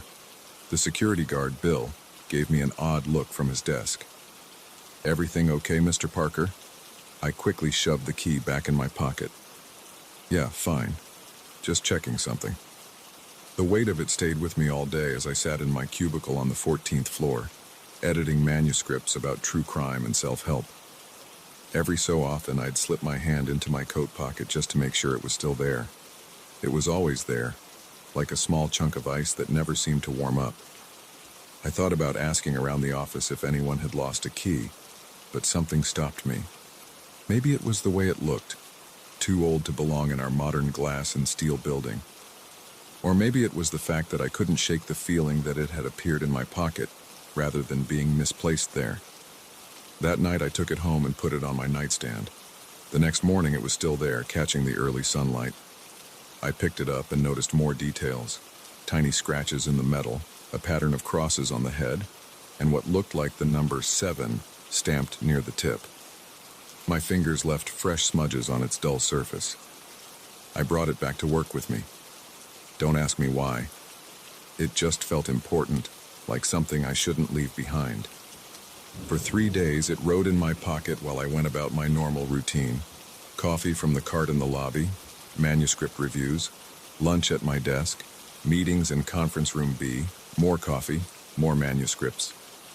On Friday, I had to stay late to finish evaluating a promising thriller submission. The office was almost empty by 7 p.m. The fluorescent lights hummed. Computer screens glowed in the darkness of vacant cubicles. My eyes burned from staring at my monitor. I needed to stretch my legs, so I took a walk around the floor. That's when I noticed it. A door I'd never seen before, tucked into an alcove behind the supply room. The paint matched the walls exactly, but it looked older than the rest of the building's doors. No nameplate, no window, just a keyhole with brass fittings that had turned green with age. My heart started beating faster. The key felt heavy in my pocket. I looked around. The floor was silent except for the hum of the ventilation system. No one else was around. I took out the key and held it up to the keyhole. The worn brass matched perfectly. My hands shook as I inserted it. The key slid in smoothly, like it was coming home. When I turned it, the mechanism made a sound like bones breaking. The door opened with a soft groan. Cool air rushed out, carrying a musty smell that reminded me of old books and deeper places. Beyond the threshold was absolute darkness. I pulled out my phone and turned on the flashlight. The beam revealed a narrow corridor with walls of rough stone. The floor sloped down slightly. Water dripped somewhere in the distance. Common sense said to close the door, go back to my desk, and forget about this. But I'd been editing other people's adventures for 8 years. Maybe it was time to have one of my own. I stepped through. The door clicked shut behind me. I spun around, heart hammering, but it was still there. The key was still in the lock. I left it there. No way was I risking getting trapped. The corridor stretched ahead, curving slightly to the left. My phone's light created shifting shadows on the walls. The air felt thick and stale, like no one had breathed it in years. My footsteps echoed on the stone floor. After about 50 feet, the passage opened into a circular room about 20 feet across. My light revealed more doorways, 3 of them evenly spaced around the walls. Each one was identical to the first, complete with brass fittings gone green with age. I approached the nearest door and tried the handle. Locked. Same with the second one. But the third door, the handle turned with a grinding sound of metal on metal. The room beyond was larger than the first, with a high ceiling lost in darkness. Stone pillars rose from the floor like tree trunks. And there, in the center of the room, stood a desk. Not some ancient artifact, a modern office desk with a computer monitor and a stack of manila folders. A half-empty coffee mug sat next to the keyboard. Steam rose from it. My throat went dry. Someone had been here recently. Maybe they still were. I moved closer to the desk, sweeping my light around. The monitor was on, displaying a document. I leaned in to read it. Project Status Report, Phase 7 Subject, James Parker. Assignment, Editorial Division. Duration, 8 years, 3 months, 12 days. Performance exceeding expectations. Next action, promotion assessment pending notes. Subject shows increased curiosity. Monitoring frequency to be increased. My name, my job, my exact time with the company. The coffee mug had Morton and Burke Publishing printed on the side. A door slammed somewhere behind me. Then another, closer. Footsteps echoed off stone. I killed my phone's light and pressed myself against one of the pillars. The footsteps grew louder. A beam of light swept through the room. "Hello?" A woman's voice called out. "Mr. Parker, we weren't expecting you to find this for another 3 months." I stayed silent, trying to control my breathing. The light moved closer. "It's all right," she continued. "This is all part of the process. Everyone finds their way down here eventually. We just need to talk about your promotion." The beam found me, blinding me. I raised my hand to shield my eyes. "There you are." The voice was closer now. "I'm Helen from HR. Why don't you come with me? There's quite a lot to explain." My eyes adjusted. The woman holding the flashlight wore a normal business suit. She looked exactly like someone from HR would look. But something was off about her smile. "What is this place?" I managed to ask. My voice sounded strange in the stone room. "This is where we monitor employee development," Helen said. "We find it's better than traditional performance reviews, more organic. The key appears when an employee is ready for advancement, though you found yours a bit ahead of schedule." The key just appeared in my pocket. "Yes, that's how it works. We have various methods of delivery. The important thing is that you're here now, ready to take the next step." She gestured toward one of the doors. "Shall we discuss your future with the company?" I looked back at the monitor, at my name on the screen, then at the coffee mug still steaming, then at Helen's too perfect smile. "I think," I said carefully, "I need to think about this." Her smile didn't waver. "Of course, take all the time you need, but you should know, now that you've found this place, things will be different. They always are." I backed away toward the door I'd come through. Helen didn't move to stop me. She just stood there smiling as I fumbled for the key and practically ran back up the corridor. When I burst out into the normal office, everything looked exactly the same. Fluorescent lights, empty cubicles, my coffee cup still sitting on my desk where I'd left it. I glanced back at the door, half expecting it to have vanished, but it was there, solid and real. The key was cool in my hand. That was 3 days ago. I still have the key. I haven't gone back through the door, but I know it's there. Every morning when I arrive at work, I take a different route to my desk to avoid walking past that alcove. But I can feel it waiting. The strangest part is that everything else is normal. I still edit manuscripts. I still get coffee from the cart in the lobby. Bill, the security guard, still nods hello every morning. But now I notice things I didn't before. Like how the cleaning crew never seems to work on our floor, but every morning everything is spotless. How certain employees disappear for hours at a time with no explanation. How Helen from HR sometimes walks past my desk and gives me that same perfect smile. Yesterday I found a memo on my desk. Standard corporate letterhead, but no signature. Promotional opportunity. Your initiative in exploring company resources is noted and appreciated.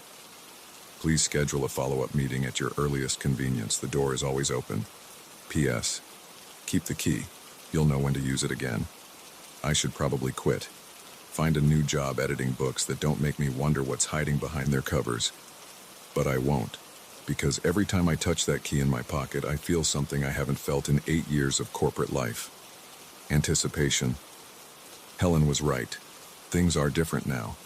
And maybe that's not entirely bad. This morning I noticed another employee, Sarah from accounting, standing in front of a door I've never seen before, holding a brass key in her shaking hand. Our eyes met. She quickly looked away and hurried off, but I saw the recognition in her face. The same look I see in the mirror every morning now. I wonder how many of us there are, how many doors, how deep the corridors go. But mostly I wonder what's behind those other doors, the locked ones. Because the key in my pocket feels heavier every day, and sometimes when I hold it up to the light, I swear the pattern of crosses on its head has changed. Like it's trying to tell me something. Like maybe it doesn't just open one door anymore.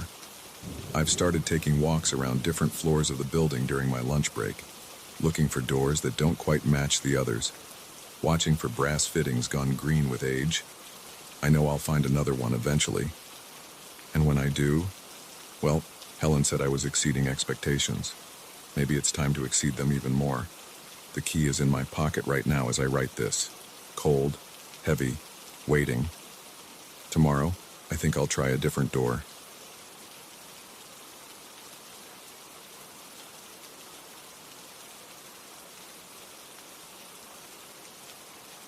The first time I heard my name on those abandoned railroad tracks, I convinced myself it was just the wind. The second time, I stopped walking. By the third time, my hands were shaking and sweat ran down my back because I knew I was completely alone out there. I hadn't planned to walk the tracks that afternoon. My car broke down on Route 16, about 3 miles outside of Millbrook. The piece of junk Ford finally gave up after warning me for months with its clicking and grinding. The temperature gauge shot into the red zone and steam poured from under the hood. I pulled onto the shoulder, and after 5 minutes of staring at the engine like an idiot, I knew I wouldn't fix it myself. My phone showed no signal, typical for this part of Connecticut. The nearest service station was in Millbrook, and I remembered the old railroad tracks that used to connect to the town. They ran parallel to Route 16, cutting through the woods. Walking along them would be faster than following the winding road. The October air bit through my light jacket. Dead leaves crunched under my boots as I climbed down the embankment from the highway. The tracks lay below, 2 rusty lines stretching into the distance. Weeds grew between the rotting wooden ties. The rails hadn't seen a train in at least 20 years. I checked my watch. 4:47 p.m. If I kept a good pace, I'd reach town before dark. The sun was already low, casting long shadows through the bare trees. My footsteps echoed off the rocks as I walked, the only sound besides the occasional gust of wind. The first hour passed quietly. The tracks curved around hills and through cuts in the rock. My legs started to ache. I wasn't used to walking this far. Sweat dampened my shirt despite the cold air. That's when I heard it. David. The voice came from behind me, quiet but clear. A woman's voice, with an odd flatness to it. I turned around but saw only empty tracks stretching back through the trees. "Hello?" I called out. My voice sounded too loud in the still air. No response. I shrugged it off and kept walking, probably just my mind playing tricks. I was tired, and the wind could make strange sounds through the trees. 5 minutes later, David. Louder this time, still flat and emotionless, still behind me. I spun around again, heart pounding. The tracks were empty. The woods were silent. "Is someone there?" I shouted. The words echoed off the rocks. No answer. My hands felt cold and clammy. I wiped them on my jeans and walked faster, boots crunching on the gravel between the ties. David. Right behind me now. So close I could almost feel breath on my neck. I broke into a run. Gravel flew from under my feet. My breathing came in ragged gasps. The voice followed. "David. David. David." Each time closer. Each time flatter.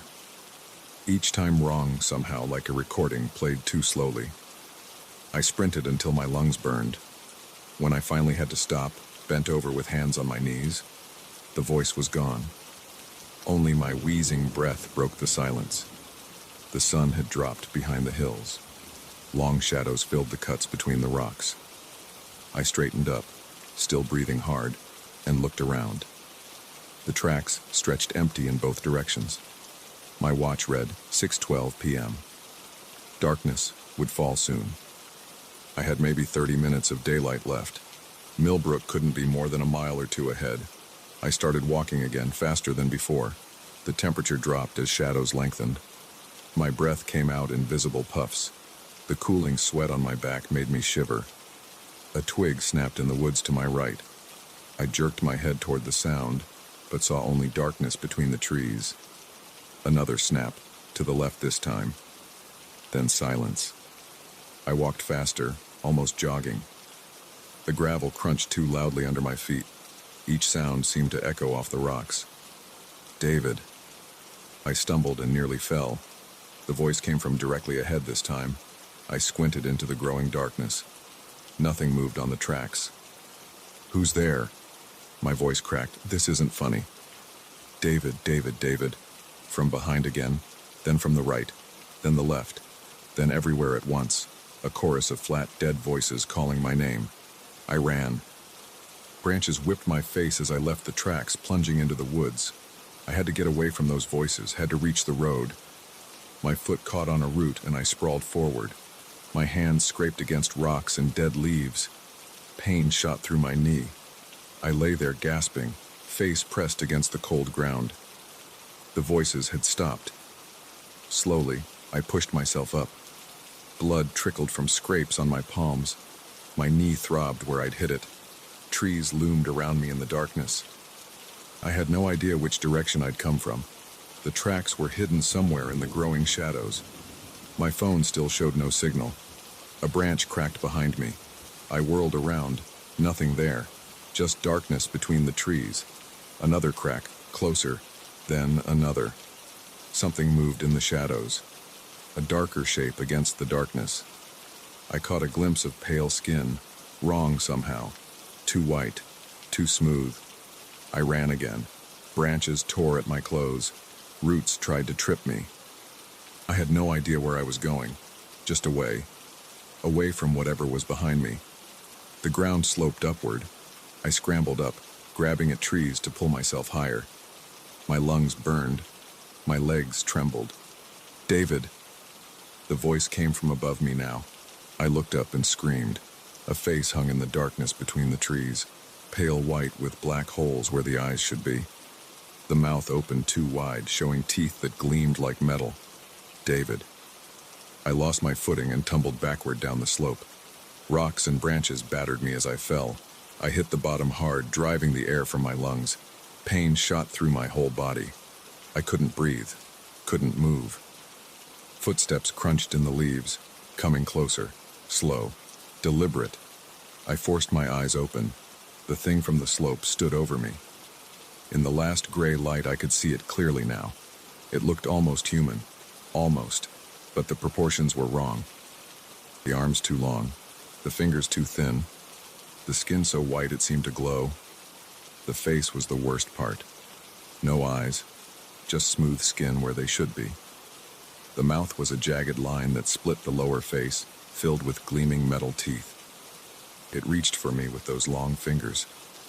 David, it said in that flat voice, we've been waiting for you. More shapes emerged from the darkness.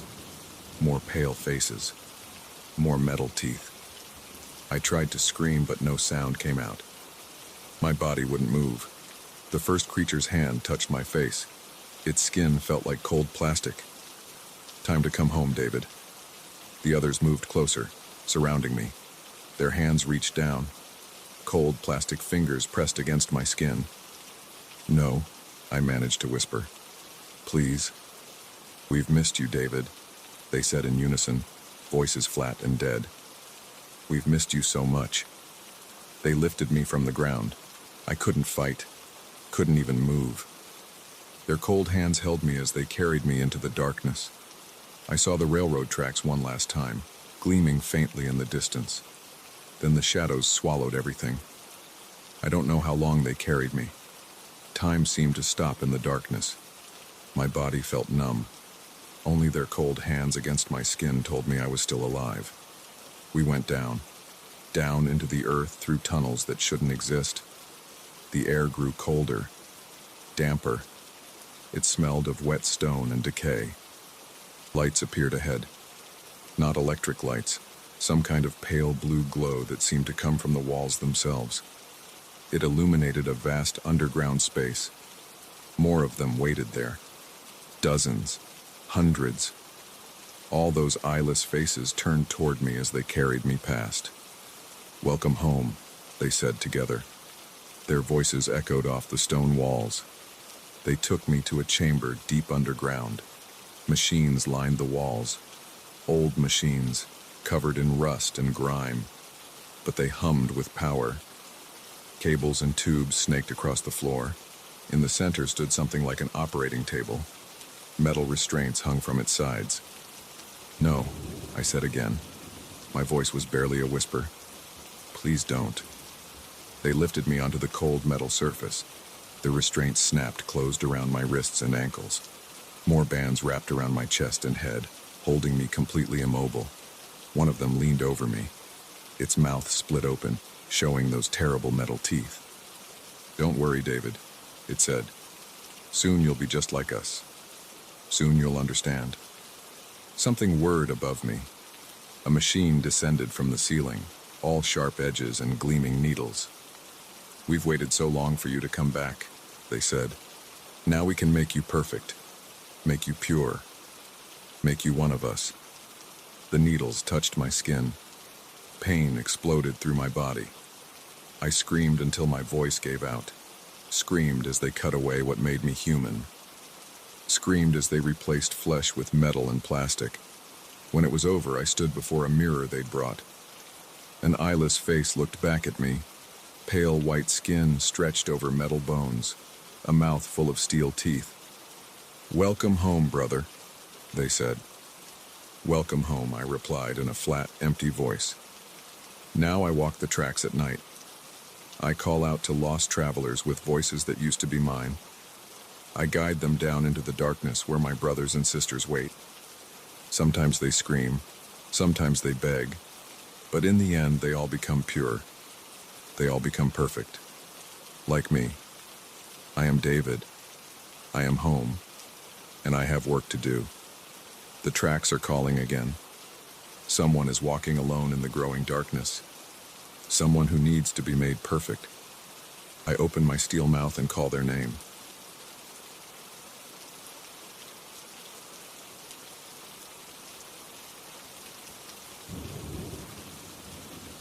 The first letter arrived 3 days after I moved in. Plain white envelope, my name and address printed clearly on the front. James Miller, 742 Oakwood Heights, apartment 3B, Portland, Oregon. But I hadn't sent it, and it was addressed to someone I'd never heard of. I stood in my half-unpacked living room, cardboard boxes still scattered around my feet, and turned the envelope over in my hands.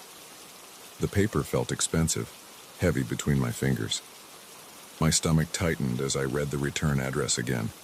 Same building, same apartment, my name. I ripped it open. "Dear Sarah, I know it's been 15 years. I know you probably don't want to hear from me. But I need to tell you what really happened that night. What I did. What I saw." The letter stopped there. Just those 3 sentences typed in crisp Times New Roman. No signature. The paper trembled in my hands and I realized my fingers were shaking. I dropped the letter on my kitchen counter and went back to unpacking. The rental company hadn't mentioned any previous tenants named Sarah, and I hadn't asked. The apartment had been empty for 6 months before I moved in. That's what the agent told me. Recently renovated, fresh paint on the walls, new appliances, a clean slate. That night I couldn't sleep. The letter sat on my counter like a splinter under my skin. I got up at 3 a.m. and read it again. The paper felt cold against my fingertips. My name on the envelope, my address, but I hadn't sent it. The second letter came 2 days later. Same envelope, same expensive paper. My hands were steady this time as I tore it open. "Sarah, I watched you leave that night. Saw you walk down Palmer Street in your red coat, the streetlights making your hair shine. I followed you. You never knew I was there. I saw everything.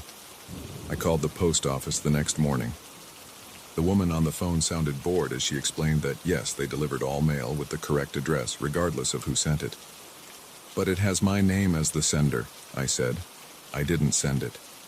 Sir, we just deliver the mail, she replied. If you're having an issue with harassment, you should contact the police. I hung up and Googled Sarah plus Palmer Street, Portland, thousands of results. I spent 2 hours scrolling through social media profiles and news articles. Nothing stood out. The third letter arrived on a Sunday. The mail carrier had pushed it under my door. This time my hands shook so badly I had to set the envelope down on my coffee table and take 3 deep breaths before opening it. Sarah, the police got it wrong. They think they know what happened, but they don't. I've carried this secret for 15 years. Every night I see your face. Every night I hear your scream. I'm the only one who knows the truth. I drove to the police station that afternoon. The officer at the front desk looked tired as I explained about the letters. He took notes, nodded, asked if I felt threatened. No, I said, but someone's using my name to send these letters, and something happened 15 years ago, something bad. He typed on his computer.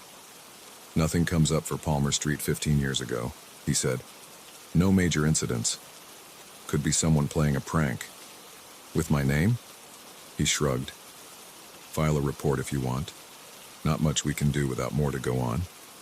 I spent that night sitting by my window, watching the street below. Cars passed. People walked their dogs. A couple argued outside the convenience store on the corner. Normal Sunday night stuff. But my skin felt too tight, like it didn't fit right anymore. The fourth letter came on Wednesday. This time I opened it standing in the lobby next to my mailbox. Sarah, I see you got a new job. The coffee shop on 12th Street. You look good in that green apron. Your hair is shorter now, but I'd recognize you anywhere. 15 years, and you haven't aged a day. My hands went numb. I dropped the letter. A neighbor picked it up, handed it back with a smile. I forced myself to smile back, took the elevator to my floor, locked my door, and slid down against it until I hit the floor. There was a coffee shop on 12th Street. I'd passed it on my way to work. The baristas wore green aprons. I called in sick the next day and went to the coffee shop.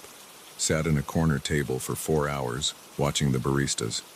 3 women worked the morning shift. None of them looked like they could have been involved in anything 15 years ago. They were all too young. The 5th letter arrived the next day. Sarah, why did you change your name? I saw your name tag. Kate, that's not who you are. I know who you are. I know what you did. I went back to the coffee shop, watched the baristas again. One of them wore a name tag that said Kate. She looked about 25, dark hair cut in a bob, quick smile, efficient hands on the espresso machine. I ordered a coffee. When she handed it to me, I studied her face. She smiled, already turning to the next customer. Have you worked here long? I asked. About 6 months, she said. Another smile, distracted. Ever lived on Palmer Street? Her smile disappeared. She stepped back from the counter. Do I know you? No, sorry. Just making conversation. I left my coffee on the counter and walked out. That night, someone knocked on my door at 2 a.m. I looked through the peephole. Empty hallway. Another knock. I opened the door. The hallway light flickered. No one there. But on the floor, an envelope. My hands shook as I picked it up. Same paper, same address. My name as the sender. But this time, the letter inside was different. James, I know you're reading my letters to Sarah. Stop looking for her. This isn't your story. Go back to your life. Forget about Palmer Street. Forget about what happened 15 years ago. Or you'll find out firsthand why Sarah had to disappear. I slept with the lights on that night. In the morning, I called the rental agency. Did someone named Sarah live in my apartment before me? Sir, we can't disclose previous tenant information. Please, it's important. A pause. Keyboard clicking. That unit was empty for 6 months before you moved in. Before that, let me check. No Sarah listed.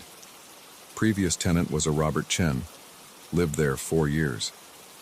I hung up and Googled missing persons cases from 15 years ago. Spent hours scrolling through databases. Found 3 Sarahs who had disappeared in Oregon. None in Portland.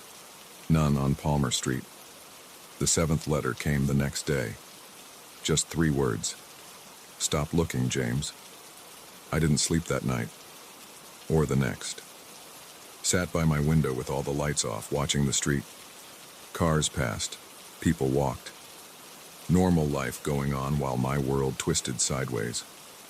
On the 3rd night, I saw someone standing on the corner under my window. Just standing there looking up at my apartment. When I pressed my face against the glass to see better, they walked away. But slowly, like they wanted me to see them go. The 8th letter arrived in my work email. Somehow they'd found my address. Same font, same message style. James, I warned you. Now you're involved. Meet me at Palmer Street tomorrow night at 10 p.m. Come alone. You want to know the truth about Sarah? This is your chance. I deleted the email, restored it, read it again, deleted it again. At 9:45 p.m. the next night, I parked my car a block from Palmer Street. My hands gripped the steering wheel so tight my knuckles went white. The street looked normal. Houses with lights on. Cars parked along the curb. A cat slinking along a fence. At 9:55, I got out of the car. My legs felt wooden. Each step echoed in my head. Palmer Street was empty. I checked my phone. 10 p.m. exactly. A figure stepped out of the shadows. Tall, male, face hidden under a hood. James Miller, he said.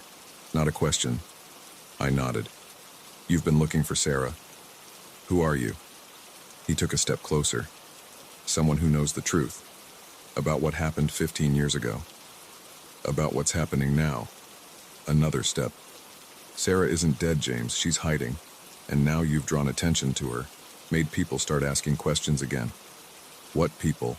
He laughed. The sound scraped against my ears. The kind of people who make other people disappear. A car turned onto Palmer Street, headlights sweeping across us. When the light faded, he was gone. The 9th letter waited in my mailbox the next morning. James, you met him last night. Now you understand. Some stories should stay buried. Some truths are better left unknown. Sarah understood that. That's why she disappeared. Go back to your life. Forget about the letters. Forget about Sarah. This is your last warning. I packed a bag that night. Booked a hotel across town. As I walked to my car, a woman stepped out of the shadows by the building entrance. Kate? I said. She wasn't wearing her green apron now. Her face looked harder in the streetlight. My name isn't Kate, she said. Sarah. She shook her head. Sarah's gone, has been for 15 years. You need to let this go. But the letters were a warning. Someone noticed you asking questions. The wrong people noticed. Who?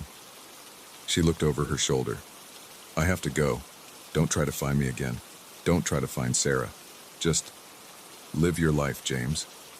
While you still can. She walked away. I watched until she disappeared around the corner. When I got to my car, an envelope sat on the driver's seat. My window wasn't broken, the doors were still locked. Inside, one sentence.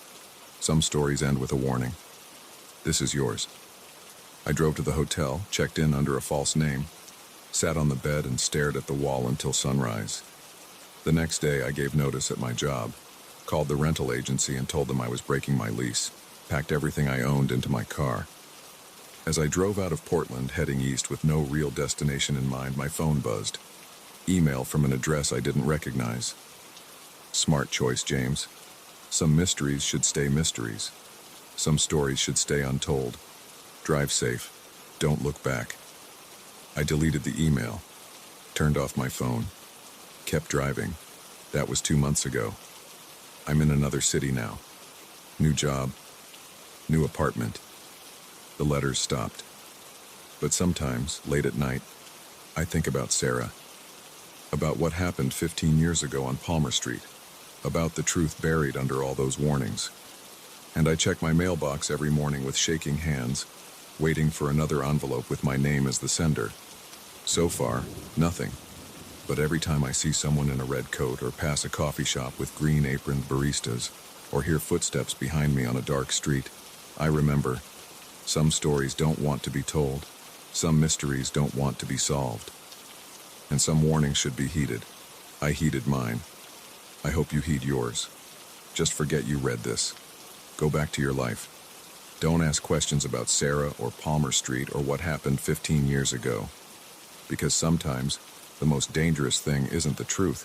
It's the people who want it to stay hidden.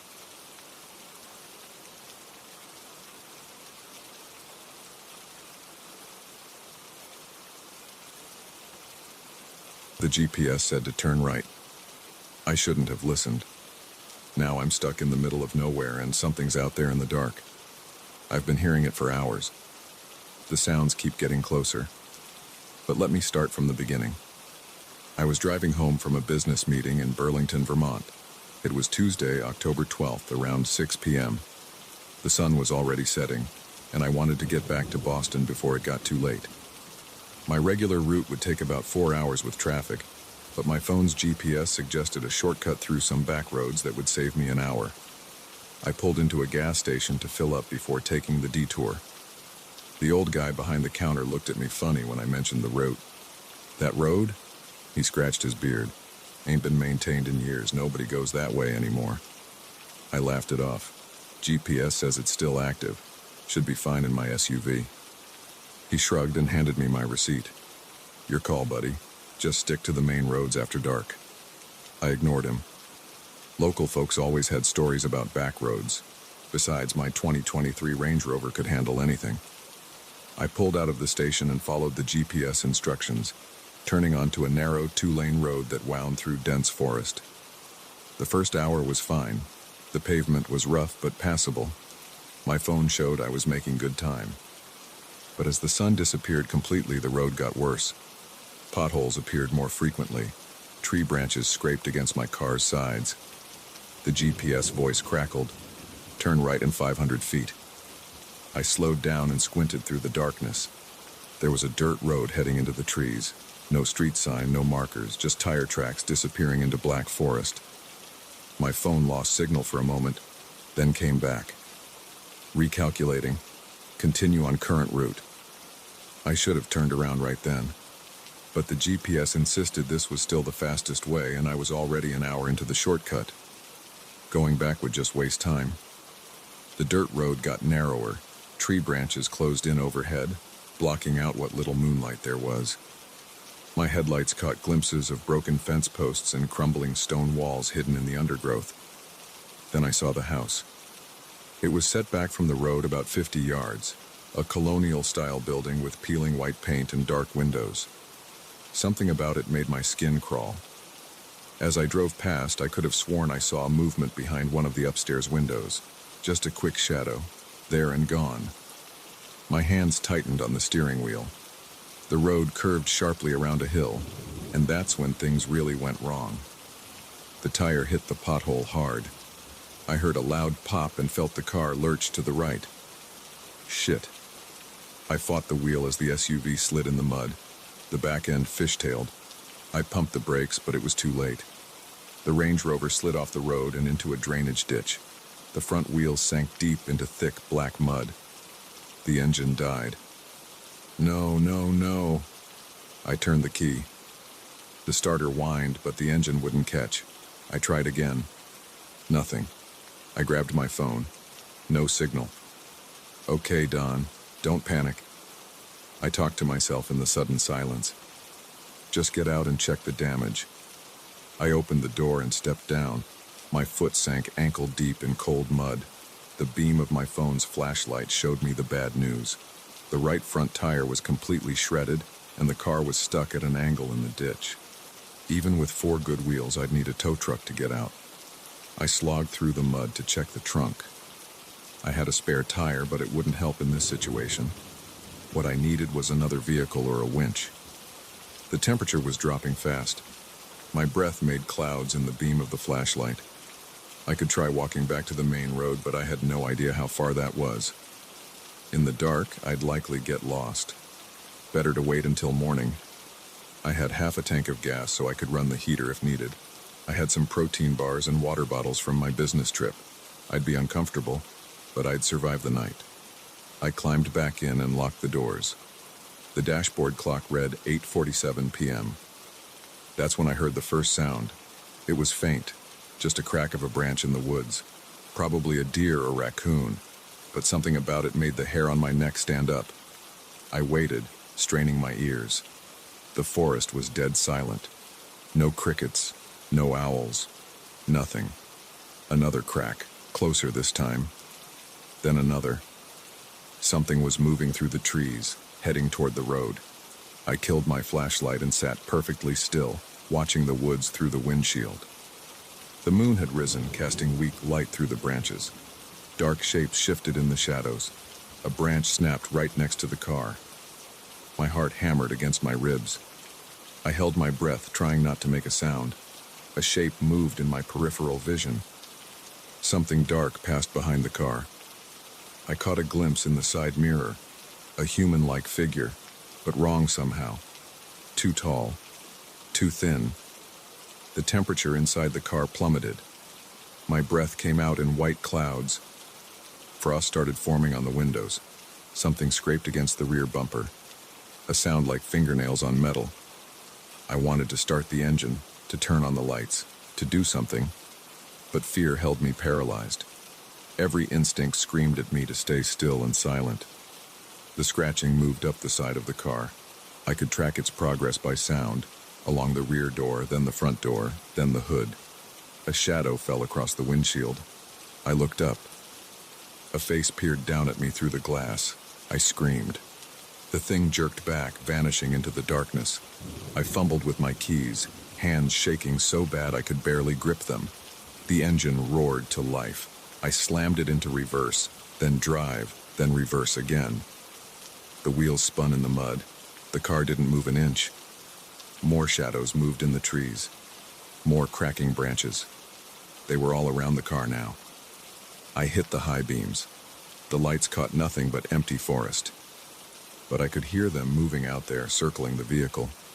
The temperature kept dropping. Ice crystals spread across the windows in intricate patterns. The heater was running full blast, but I couldn't stop shivering. Something hit the roof hard, making the whole car shake. Then again, and again, like something, was pounding on it with their fists. I covered my ears, but I couldn't block out the sounds, the pounding, the scratching, and worst of all, the whispers. I couldn't make out words, but I could hear voices, dozens of them speaking in low, urgent tones just outside the car. They seemed to be arguing about something, about me. The assault on the car continued for hours. Sometimes the things would go quiet for a few minutes, making me think they'd left. Then they'd start up again louder than before, pounding, scratching, whispering. I curled up in the driver's seat, shaking with cold and terror. The dashboard clock ticked forward with agonizing slowness. 10 p.m., 11:09 p.m., midnight. Around 1 a.m. they changed tactics. "Help me!" a woman's voice called from the woods. "Please, somebody help!" I knew it wasn't real. It couldn't be real, but it sounded so human, so desperate. "Please, I'm hurt. Help me!" The voice moved closer, accompanied by sounds of stumbling, branches breaking. "I can see your car. Please." The voice was right outside my window now. Every fiber of my being screamed not to look, but I couldn't help it. I turned my head slowly. A pale face pressed against the glass, inches from mine. It looked almost human, almost. But the eyes were solid black, and the mouth contained too many teeth. I jerked away, slamming my head against the other window. The thing outside smiled, its face splitting open far wider than any human mouth could. Then it began to tap on the glass with long, skeletal fingers. Tap, tap, tap.